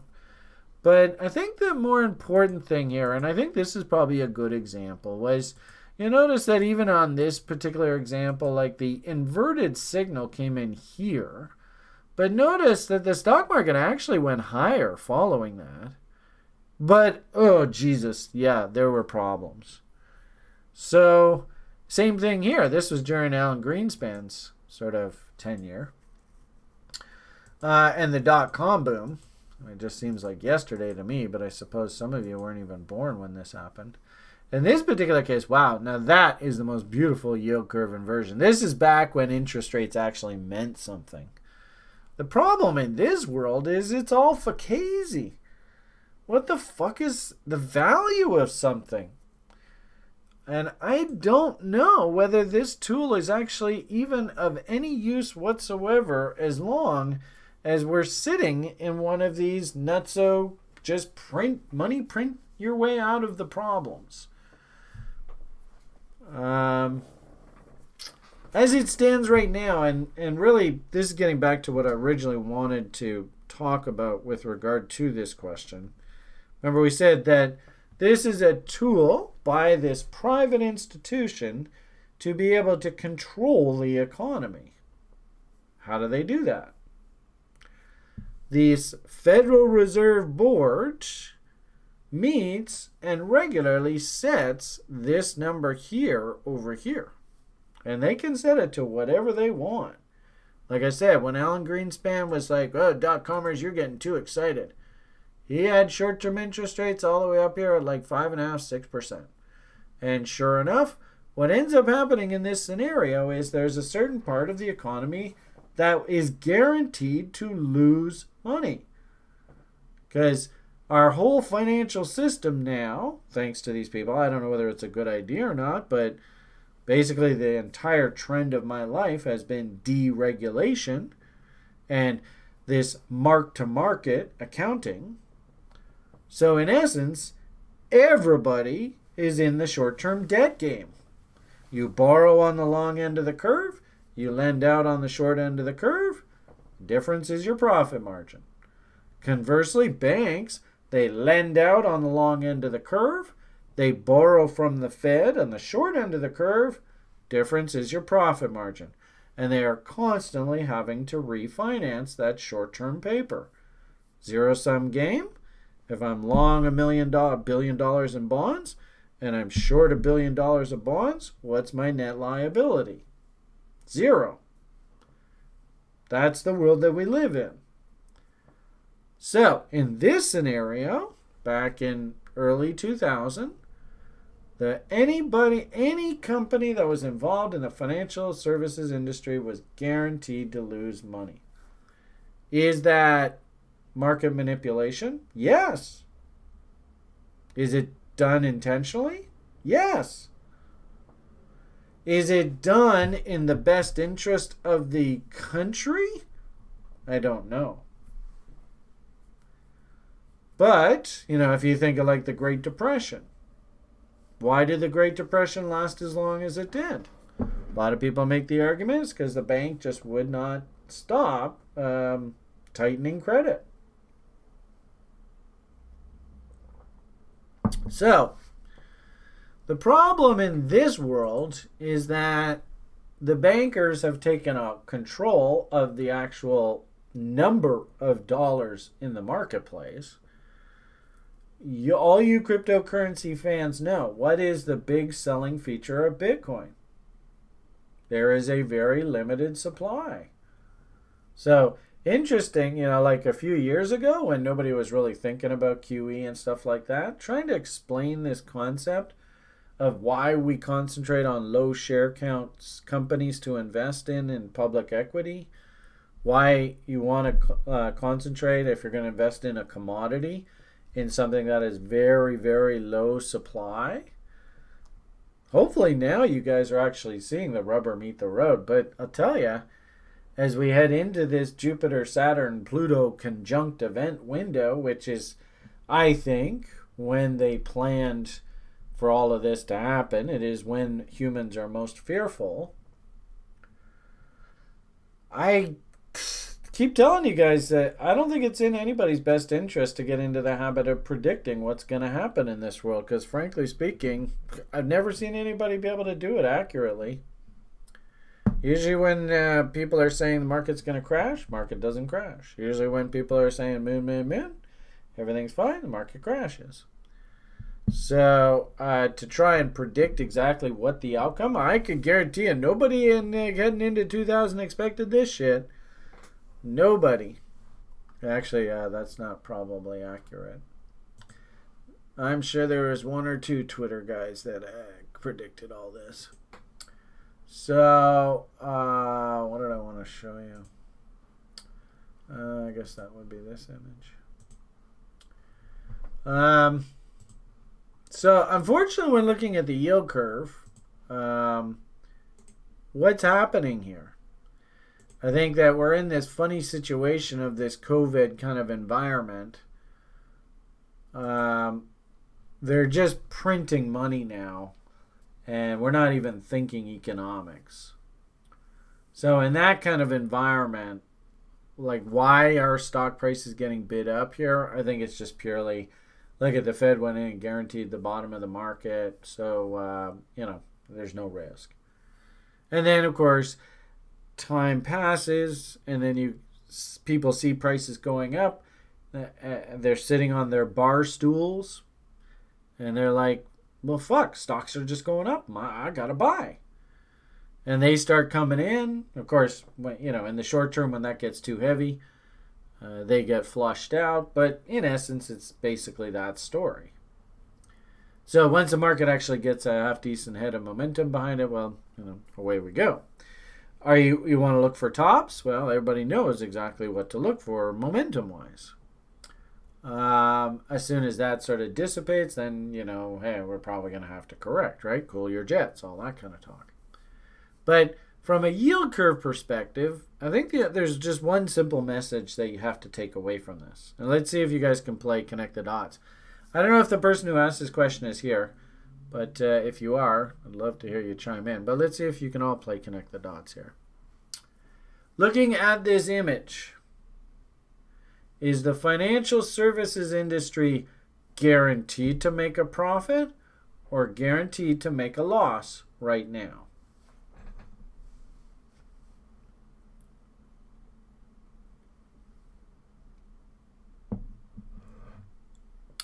Good. A couple answers here in the lounge. Anybody over on YouTube? At least the privately held central banks in the U.S. does a better job than the government-owned central banks in India. Okay, not sure about that. Rocker! Everybody do the rocker salute! Woo! Rocker! We gotta get the Johnny Hoagland picture. Every time I see you, we gotta flash a picture of Johnny Hoagland doing the rocker salute. Somebody do a morning video with them. And John does the salute, and get a screen capture of that. That would be fucking awesome.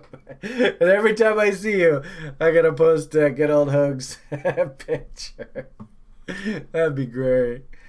Okay, so one person answered, and this guy's been working with me for years now. None of you over on YouTube? Do you not understand how this works? Aditya is chatting up a storm here on YouTube, but does it matter who gets elected for the growth cycle to take place there? No, doesn't mean jack shit. Especially when it's a Biden tax plan. It might derail it in the short term, but you can't fight demographics. If we are heading towards growth cycle, wouldn't that be bearish for BTC, since BTC store of value narrative might not be a good pitch while economy is booming? Yeah, in fact, Aditya, what I think happens here is that stock prices, like, ironically enough, you guys are looking at the stock indexes right now, and you're kind of think stock prices are high. I could easily see the S&P 500 at the end of this next cycle 10 times the price that it is now. So it's not really like BTC is expensive or cheap in price terms.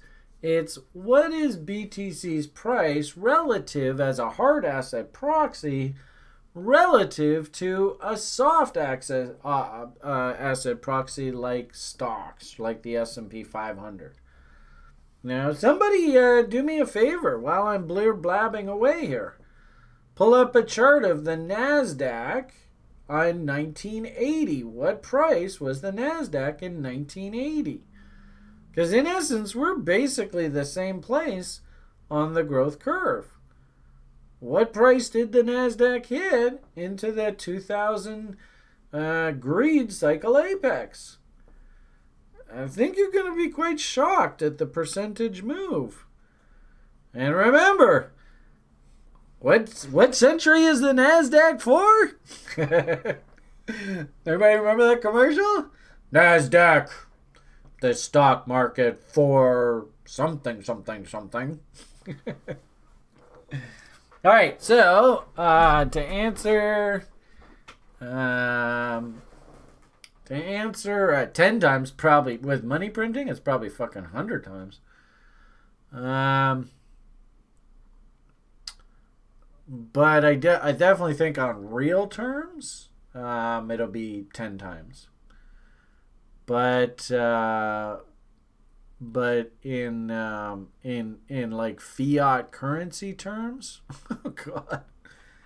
I mean, everybody go look at the Brazilian stock market. I mean, it was so funny. We used to look at the Brazilian stock market like 20 years ago and go, I can't believe it's that high number. Well, the reason why it's that high number is because the real's worthless. So that's probably exactly the same thing that's going to happen to these stupid Dow stocks and NASDAQ. I mean, what, Bezos is worth $1 trillion or what's that? Yeah, Bezos? What does it take to go to 10 trillion? 100 trillion? What's the next number after 100 trillion? They're just zeros. They don't really mean anything. Yeah, it'd be interesting to see what the Argentina stock market is at. So if you're measuring these things relative to US dollars, I could see Bitcoin price go up because they have no choice. Either they continue on this path of, and really it should turn into hyperinflation, or we make some sort of grand exit out of the US dollar. Now that might be interesting. Because, it's a fear cycle apex. I suppose if it's going to happen, this is when it's going to happen. And as I showed you guys, I don't know whether I showed you, but it's kind of funny. People were going, oh, come on, Brian. What, you buying into this bullshit? But I keep seeing this story over and over and over. I mean, these guys are out of Australia. I mean, like this guy, some blog poster that, I thinks it's all a plot, whatever, blah, blah, blah. But I tell you, people around the world are seeing this story. And I got to say, there was a local politician here who was like, please, sir, in the opposition, please, sir. Next question. Will you tell me why you're setting up prison camps and internment camps and not defining what actually gets a person sent to one of these camps? And the guy was told to shut up. So I think I started this video off. I mean, I don't know, guys and girls and ladies. What I would strongly suggest, and what I suggest in the lounge, I mean, you just don't know what the hell's going to happen through these fucking cycle apexes. This is crazy. But what I suggest to people is the best way to deal with this is one word and one word only. Diversify.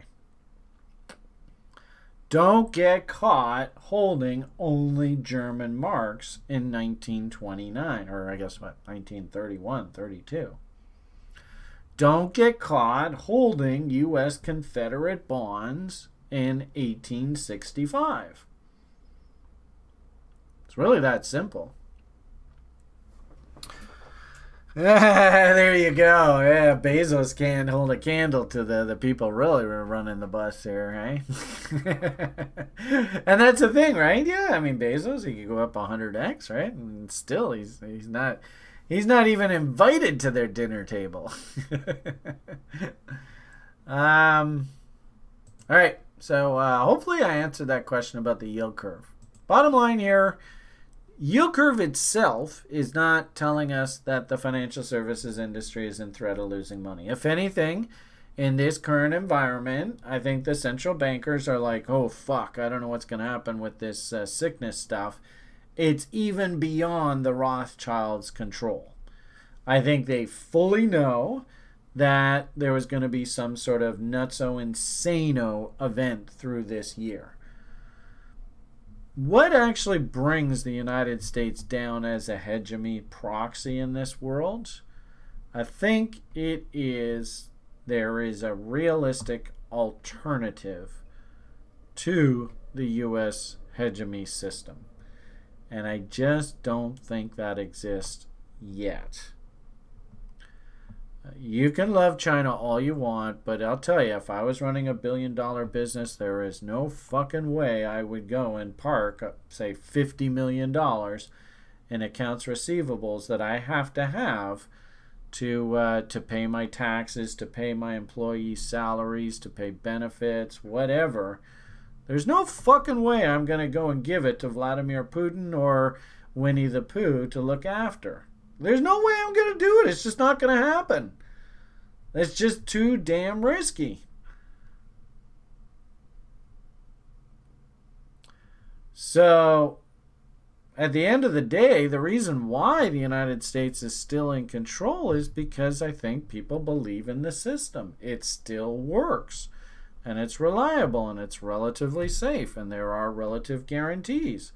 I think the market's going to test those guarantees, but I think that's the reason why the US dollar is the way that it is because everybody else shit stinks much, much worse. Now, there's no doubt about it that this system's failing and it's breaking. I do find it fascinating that Mr. Powell has basically come out publicly, I think just a week or two ago, and said, I will be talking publicly about digital currencies. So he's definitely sending a message to the world. The Fed is getting more and more interested in this idea. Frankly speaking, I think it's probably coming. I wouldn't be surprised if there's some way that they can tie physical assets to the blockchain, and then they can, of course, reserve lend against those collateralized assets. It's going to be the same thing as what's going on with the US dollar. The only issue, hopefully, is that something like a Bitcoin, right? It can't be diluted. That's the problem with the US dollar right now.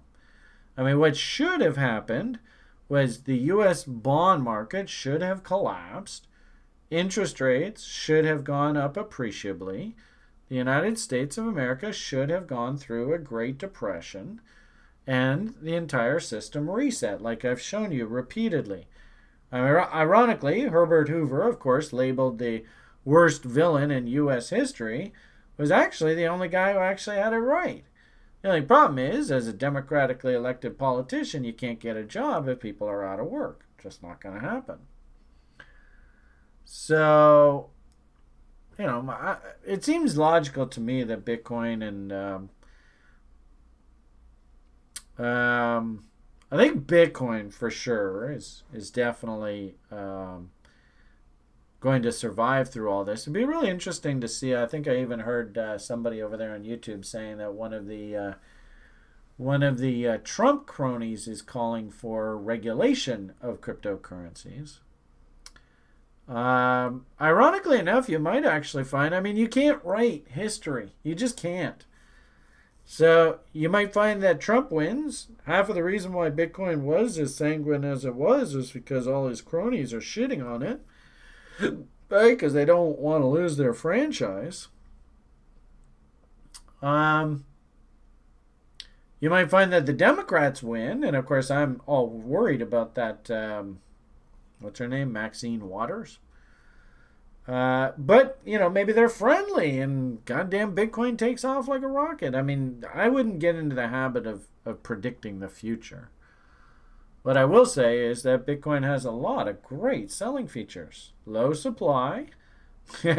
Anybody takes any of my education programs, all you level oneers, you all know how many shares I want to see outstanding on a company to justify investing.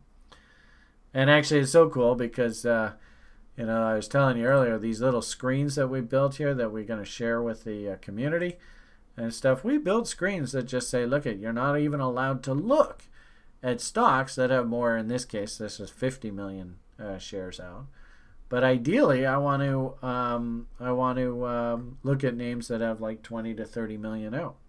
So you can build like screens that actually say, look, you're not even allowed to consider stocks outside of this window. And frankly speaking, that's a good idea. And really, the irony of it all for crypto, probably if you followed that thinking, through crypto, it kept you out of a lot of these crazy tokens that have bazillions and gazillions of coins out and that really didn't have any value to them. So anyway, that's another conversation. I should put that away. All right, so hopefully I answered. So we talked about yield curve. Where the hell did I put that? Oh, it's gone. Maybe I'm supposed to stop talking about it now. I thought, oh, okay, because it was on the same page. There it is. Yeah. So right now, the powers that be, I believe, are basically saying we're in a crisis. We're not going to foreclose. In fact, the profits that we're going to make off all these bad bonds that we keep rolling over, we're just going to give them back to the governments, which I thought was, that's good of them.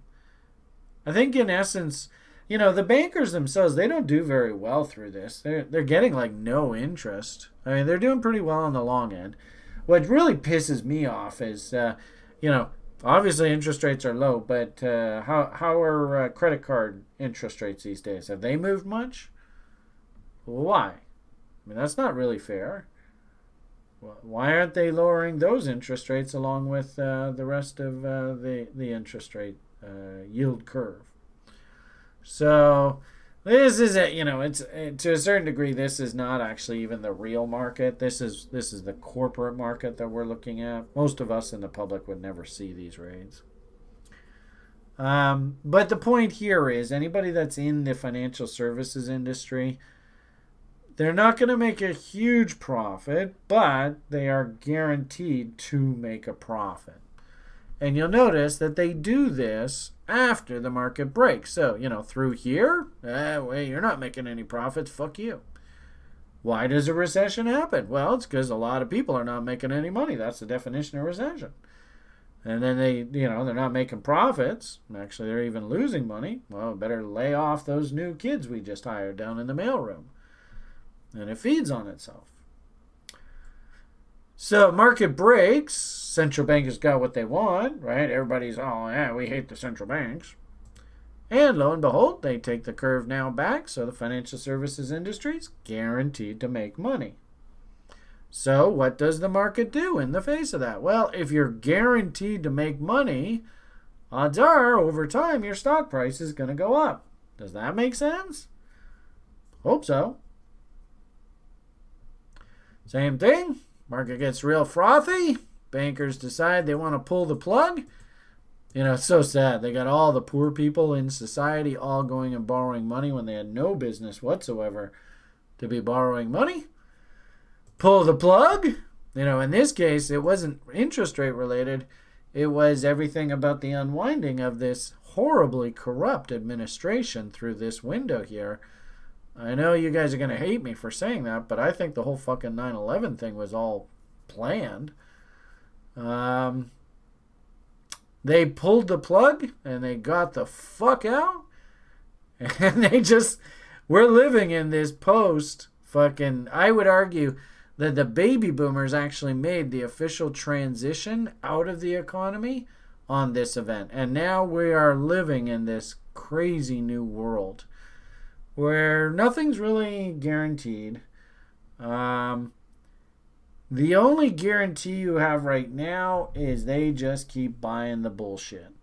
The emperor has no clothes on, and it's just a question of somebody waking up one day and saying, oh, gee whiz, did you guys all notice this guy doesn't have any clothes on? That's definitely, in my opinion, the world that we live in. So, it is what it is. Probably the 9/11 comments there. This video will probably be banned. So, it's really dangerous speaking your mind in this world, eh? The '08 event is what brought me to TRI. Well, do you think, Bob, I've helped you sort of see the world a little clearer since you coming to TRI? Because really, that's my whole job here. If I can justify feeling as though I'm making a positive difference in the world, you can, hopefully somebody looked at this now and goes, well, there's no reason for the stock market to break right now. The whole financial services industry is guaranteed to make a profit. So that's good. Awesome, Bob. All right. So what do you think, Kevin? Did I answer that question? Sure, hope so. Let's see. Level 2 question. Brian mentions financing in the DB about MNLD. Can we go into a little bit more inside this subject and talk, please? Brian mentioned financing in the DB about. Can we go? Yeah. So the subject, talk about the outcome relative to that. Bound the outcome relative to that. Okay. If I remember correctly, I think. Where should we do this? Why don't we go over here?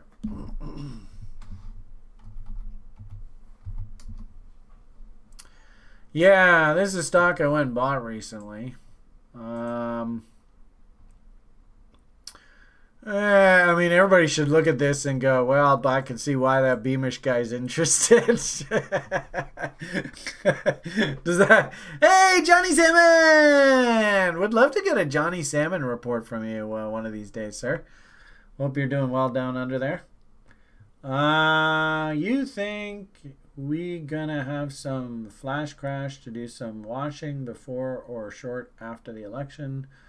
Books are kind of empty, especially on illiquid stuff lately.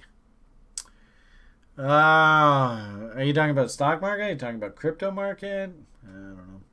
I mean, do we have a resolution of Mr. OK Coin? Is he off the hook yet, or is that story still developing? Thanks, Brian. I'll have to catch the rest later. Gotta go, Mom. All right, take it easy, babe. All markets. Let's see. Considering the election's only about 2 or 3 weeks away, I don't see the market breaking that close to the event. Doesn't resonate well with me.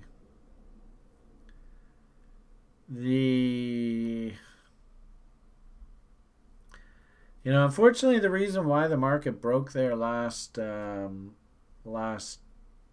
winter was it was already in a very, very overbought condition.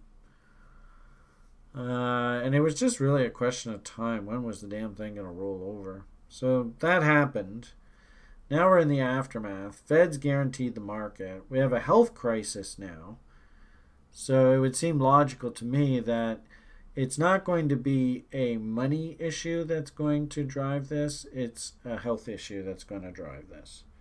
So, yeah, if this if this latest wave of COVID gets absolutely out of control, and those tweets and stuff that I was sending out, if you believe the conspiracy talk, the central planners are expecting this next wave of COVID to get absolutely out of control.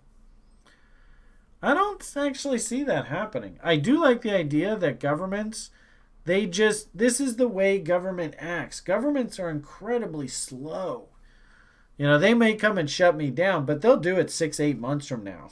Look at McAfee. How Hi, do you remember back in 2017, he would go on and on and on, derailing the fucking U.S. government. Now he was going to, I mean, that went on for years. And now finally, what is this? 2 or 3 or 4 years later, they've gone and they've got him. So if anything, think of McAfee kind of story as the way governments work. And they almost always get their man in the end. And they don't have a time horizon. There's no hurry. If it takes 5 years, so be it. 5 years, that's nothing. So, with that backdrop, oh, fuck, I lost my train of thought. Where was I going? Anyway. All right, let's talk MLND. Financing... I mean, like I said, hopefully you can see just from this price chart why would Brian be interested in this. I think it's pretty self-evident. If we look at the fundamentals, super important to me. Ooh, wait. Looking at that image, are we supposed to think anything if we ever see the market smiling at us? Oh, yeah, that's what I was talking about. You fuzzy over there over in Europe. If this COVID thing gets absolutely out of control, well, all bets are off. And I think that the governments, they're procuring all these kind of like, we got to set up quarantine camps and we got to set up like concentration camps, but they're calling them quarantine camps. I don't know. I think that they're putting those things in place just in case the shit really hits the fan. And you know that's the irony of it all is that from what I understand, the drugs that they can give you at this point reduce the death rate by quite a bit. And if they can get to you relatively quickly, then you got a pretty good chance of surviving this thing. But that might mean that actually we have even more people that are sick and that need hospitalization. They're not going to die, but they need hospitalization. So, you know, maybe that's where a lot of that conspiracy sort of talk of we got to get these, you know, these mobile quarantine cities up and running. I don't know. Anyway. Okay, so I just want to think that. And then, like I said, I think the central bankers right now, based on the yield curve, what we see here, they don't want a recession. They don't want any more pain in the market. But this is a healthcare crisis. It's also, to a certain degree, a social crisis. I think it's been exacerbated by the political situation. The political situation didn't have to be this way. But I don't know. I mean, maybe it's just a function of this JSP. Maybe it did have to be this way just because it was going to be fated to be this way. I don't know. Then you just drive yourself in crazy thinking about all the different... Maybe the reason why it happened is because of the reason why it happened, because of the reason why it happened will happen because of the reason why it happened. What? All right. Now I'm just wasting time. All right. MLND. So fundamentals here. First things first, I think I told you there's a number of shares that I like outstanding. Good one, Bob. Yep. You know what, Bob? Yep. That gets one of these. Nicely said. Oh no, I screwed it up. Damn it. Can't even talk on the internet incorrectly. That definitely gets a +1. That was funny. Okay, so and let's see. I don't know who asked this. Did the person who asked this? Oh, this is Math. Math, where are you? I think he's over in Europe, and he said he was going to watch later on. But anyway, let's do a poll of YouTube audience. And actually, this would be a really good question. Let's see if you guys can get this. And anybody who's actually taken the TRI program, you're not allowed to answer this on YouTube. So let's see if anybody actually gets this. And I've already given you the answer today. So let's see if you're actually listening. If I'm going to buy a stock, how many shares do I want to see outstanding or less?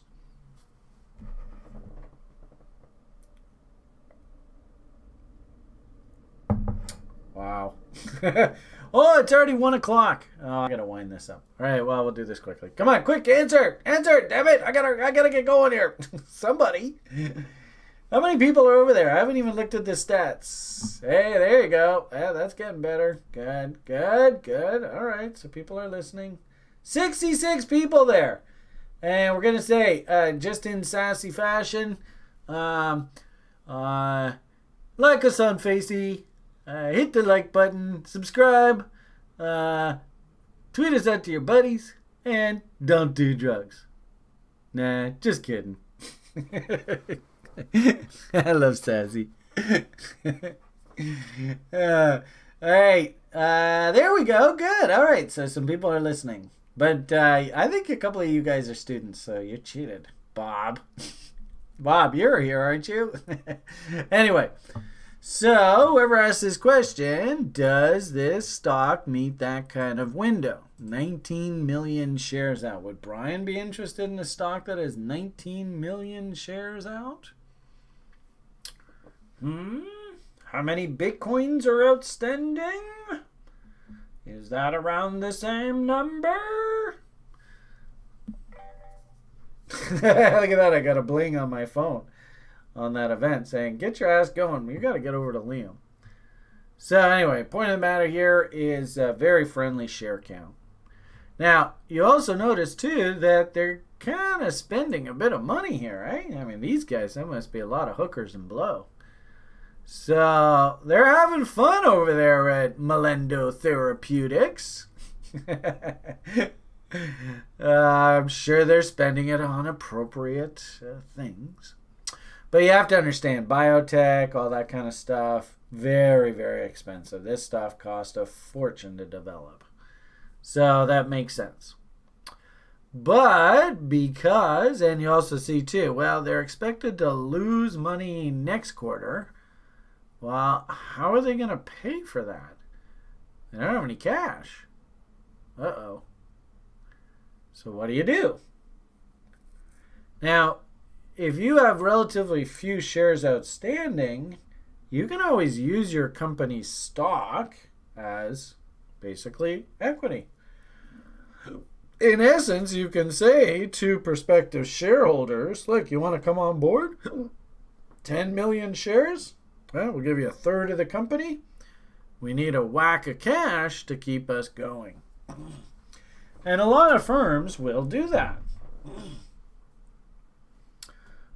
In fact, one of my basic screens that I was taught, and I love trading it, and it makes me a lot of money, was taught to me by an old VSE floor broker, and we actually look for companies that had bazillions and gazillions of shares out, and then they just recently had all their stock rolled back.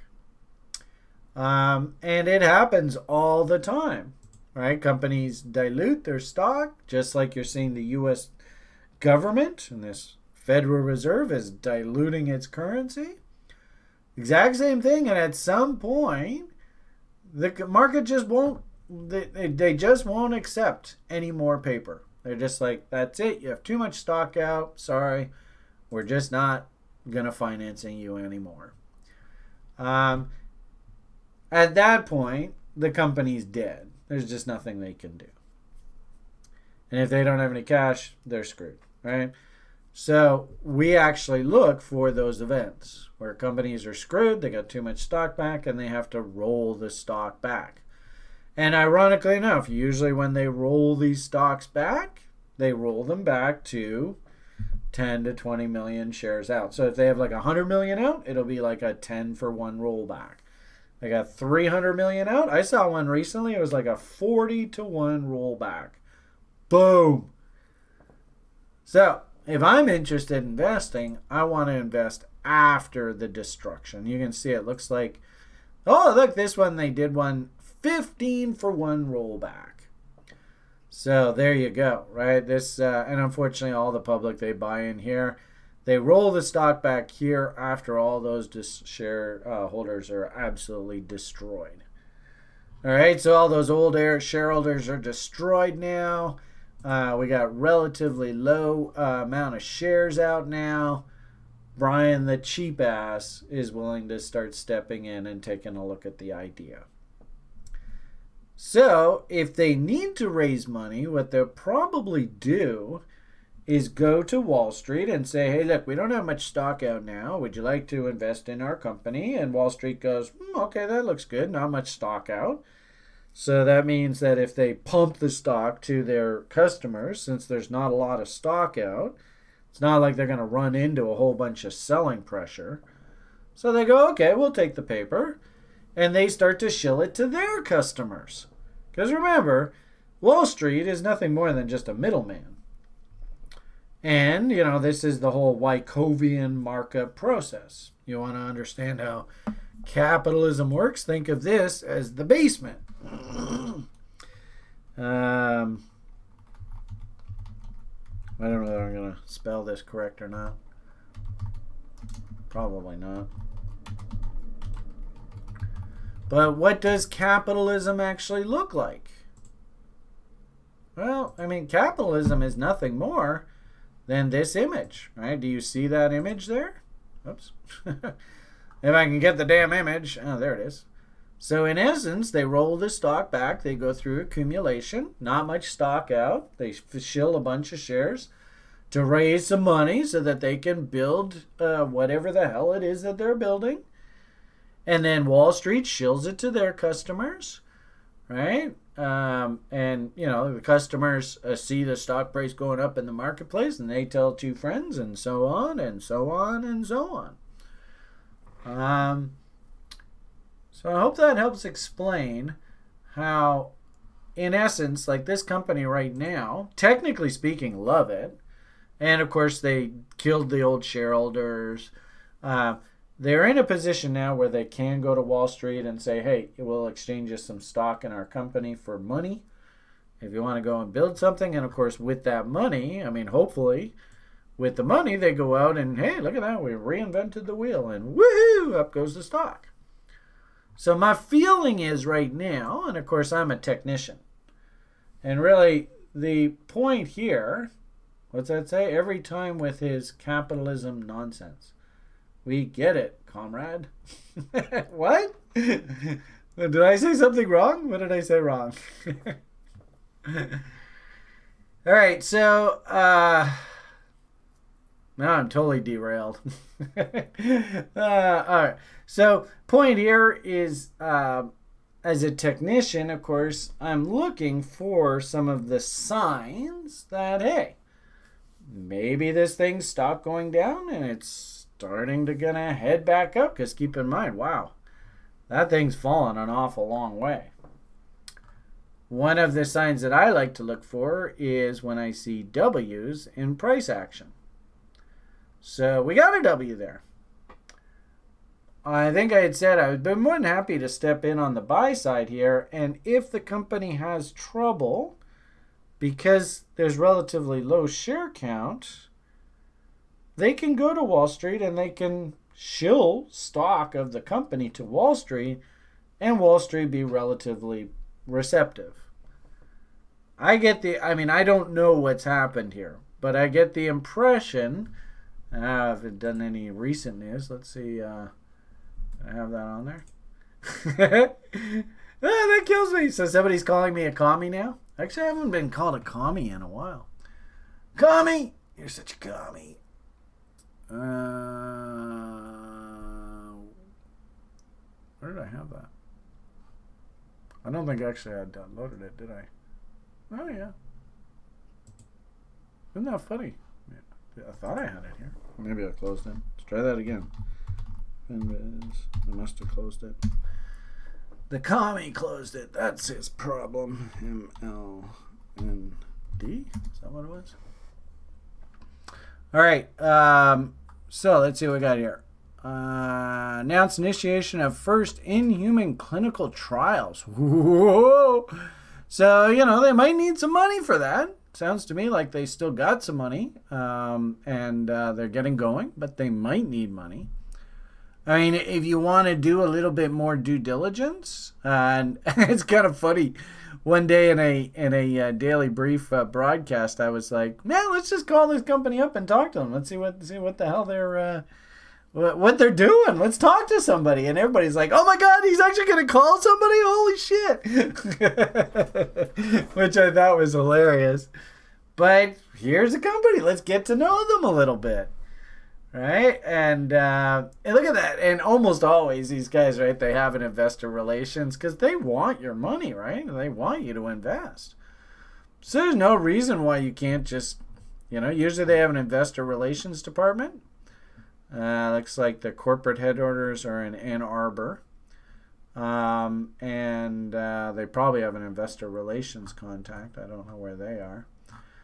IR contact. There you go. All right, so this guy is 734. Who can tell me what area code that is? 734 is area code for... So it's out of Michigan. Actually, that's a good sign. Because what that means is they're actually keeping the investor relations department local. A lot of these companies, they'll actually go and they'll like farm out their investor relations department to some New York City firm, and it's just like, what the fuck are you talking about, right? They just the New York firm doesn't even know what the hell's going on at headquarters, and it's just a shill, right? So if anything, that's not bad. I would actually strongly suggest, why don't we do that, Math? You're over there in Europe. Just say, hey, I represent the Rothschilds' pharmaceutical interest. Something. All right, you don't have to say a name. I represent a European conglomerate interested in investing in Melendo Therapeutics. Tell me a little bit about the company. might have a really interesting conversation. And if you want to go, so according to my records, you guys have no money. What the fuck's going on over there?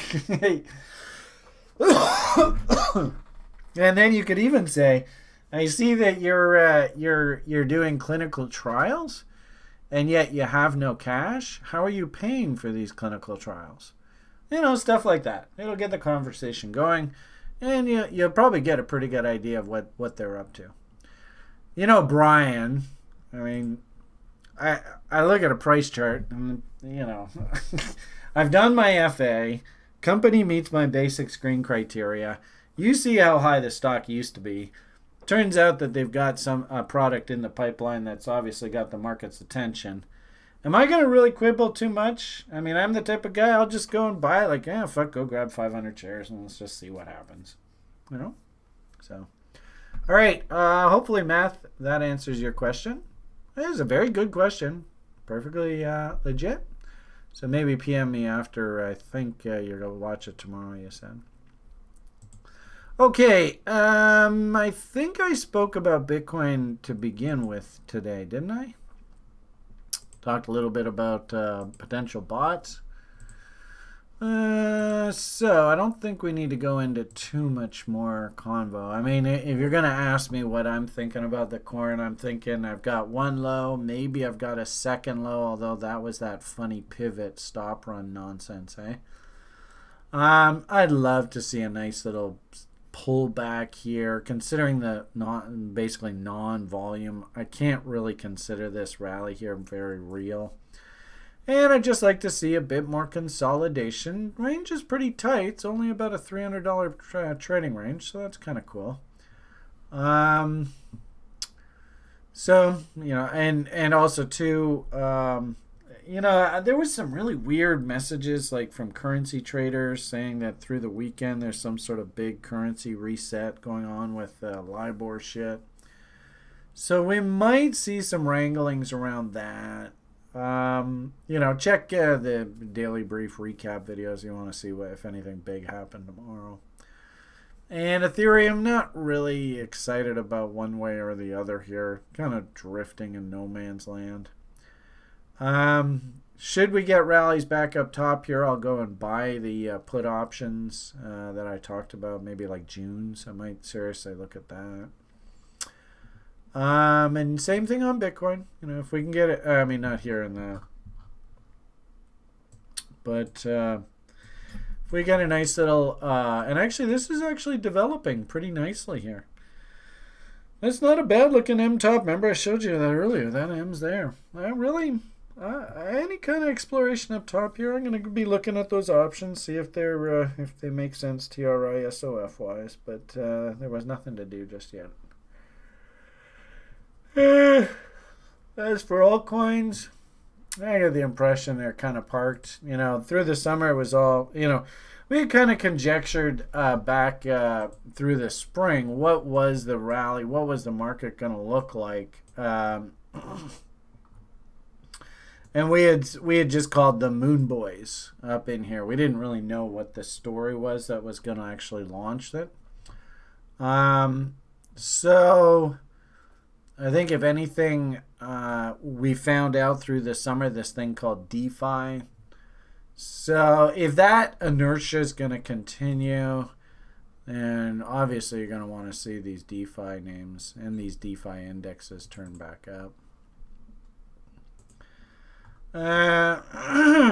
Message really hasn't changed here at all. Lower highs and lower lows defines a bear. I would still feel very comfortable that this ABCD's got to be hit at some point here. So I'm just big hurry up and do nothing there. I'm not even close to issuing any buys or anything. This Lend went through some sort of funny reorganization. It was awfully nice of you YouTubers to try and help me figure out what the hell was going on here. I just happen to have that KuCoin. They did some sort of big consolidation. If this is still the same symbol, then great. If it's changed, my apologies. But, I just see lower highs and lower lows. Nothing really to get excited about there. Same thing on these ones. Remember we did that. The gavel is going to drop, and it looks like the bear won. So If anything, this chain link, again, looking better than that other one that we looked at. You can see right up against trend line here. If anything, what we'd really like to see is, can I have a W on the other side of this trend line? I don't really want to see a breakout here, because I think what ends up happening, if that's the case, is we go boom, boom, boom, boom. So if you can trade that and make money off it, great, awesome, way to go. But what happens then here, right? So we might go, ooh, and then you're like, oh, Jesus, I should have just sat and waited. And then that could turn into a head and shoulders, in which we have to dump back down into the trend line, maybe even come all the way back down there. Totally realistic. Remember, 78.6 off of the range is sitting at 37 right there. And that's where I like to buy. You know, that Kavarkanator guy, he's sitting down here at 20,000. That's all the way down here. Maybe that gets hit like into that event. So try not to get too bullish right here. Still way too early. But I wouldn't be surprised, especially with what's going on here. If there's kind of like a little fractal here, all you traders got to trade, especially Chico's name, right? If this thing's got legs, it's got traction. Actually, look at that. It's got a cute little inside bar. All you lower time frame day traders, monsters, you could be trading that little inside bar. Looking for a push up top. We lose the 200 SMA, just get the fuck out. Pretty simple trade. Names that I kind of figured were value in the space, they're just sort of sitting there doing nothing. I mean, here's this QRL. I was happy I went and picked some of that up the other day. See how that does. I mean, look at these. A lot of these are a little bit underwater, a little bit underwater, a little bit underwater, a little bit above water, a little bit underwater, a little bit underwater, a little bit underwater, at water. Actually, one name that surprised me and I think is on special is, I think anybody who's interested in crypto, you should buy yourself some Doge. But I've made that sales pitch before. But that's more sentimental reasons than anything else. Oh, look at this. Ambrosia's trying to put in a W here. So these are all the old names. A lot of them we already got doubles off of. I don't really anticipate doing anything there. But if I wanted to reload, Ambrosia, Syscoin, you can see he's coming down into some interesting levels. I was interested in this Algorand last week.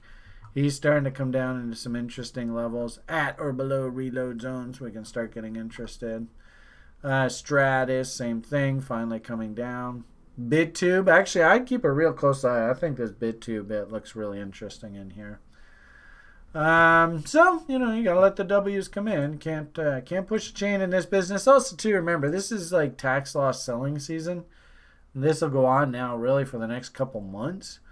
So on a lot of these names, I don't really see a hell of a lot going on here. It's probably just going to be a big hurry up, and probably, ironically enough, over the next 6 months, probably prices are pretty much exactly the same place. All right, well, there's your summary. Not really a hell of a lot new to get excited about here. I was a little too, a great example of why I like Nanny Nibbles, and, I like some names, but holy moly, well, just a little bit too early. This Go, you can see he's had to work his way lower. You just, especially this time of year, you just don't know. And then there was another one, what was it? It was Decred. I love Decred, but fuck, they don't love me. So I went and Nanny nibbled on this one, thinking, all right, this looks like a good bottom. Sorry, Brian.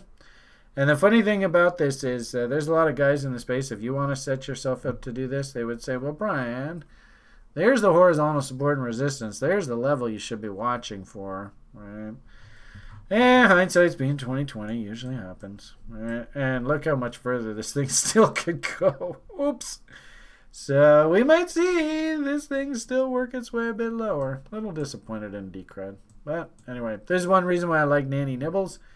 I don't really have to stress too much about this. I'm not going to lose my house. I'm not going to lose my job over this kind of shit. It's just, well, looks like I was a bit early. And the interesting thing is, you look at something like this, has it got any room to move up here? Yeah, I wouldn't be shocked whatsoever into the next sort of crypto nuts unless we're right back up top, but it's just not now. So anyway, there's a nice, wonderful note to leave the video off on. Okay, gee whiz, already 20 after 1. Hope you guys got some value out of that. Sure rambled on long enough. I am now officially a socialist. All right, so that's good to hear. I'm a socialist, a capitalist, a communist, a totalitarian dictatorist. But one thing I sure hope I am is a free speechist. Free speech is so important to me. I mean, you got to tax me, so be it. What they always say, right, is everything's guaranteed in death and taxes, right? I just so you all know, man, I had to pay like $40,000 in capital gains taxes there, into that year end. 40 fucking grand in capital gains taxes. Ouch. So I mean, I do my citizen duty. If anything, I would even call these video broadcasts, sitting here talking for 2 hours with getting no remuneration at all. I would call that actually extremely socialist. And the word, I actually want people, if they come and they learn and they actually learn how to make money and behave with themselves and all that kind of stuff and be good people, I want them to go out and help other people. Oh my God, is that socialist? That guy's a fucking commie. We better go kill him.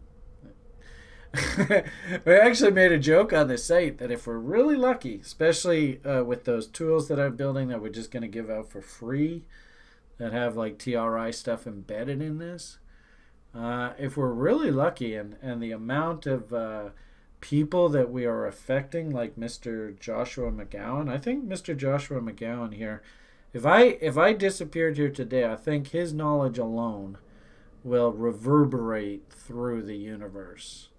I've got through to him. And that's really my job here. But that's horribly socialist.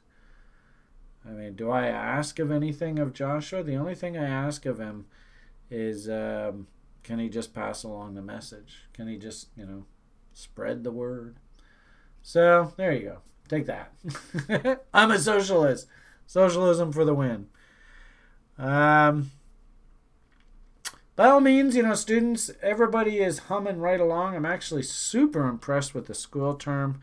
Grim was giddy today. It was beautiful watching him just weave his magic. Kiran and Marat humming along in level 2. Zach and I doing the options thing now with the level 3ers. Hafid is now officially our guinea pig. And tell you, I'm seriously considering writing another call on my house, but then that would make his option naked. So I don't know whether we should do that to him or not. But have yourselves a great rest of your day. Wish me luck with the boy.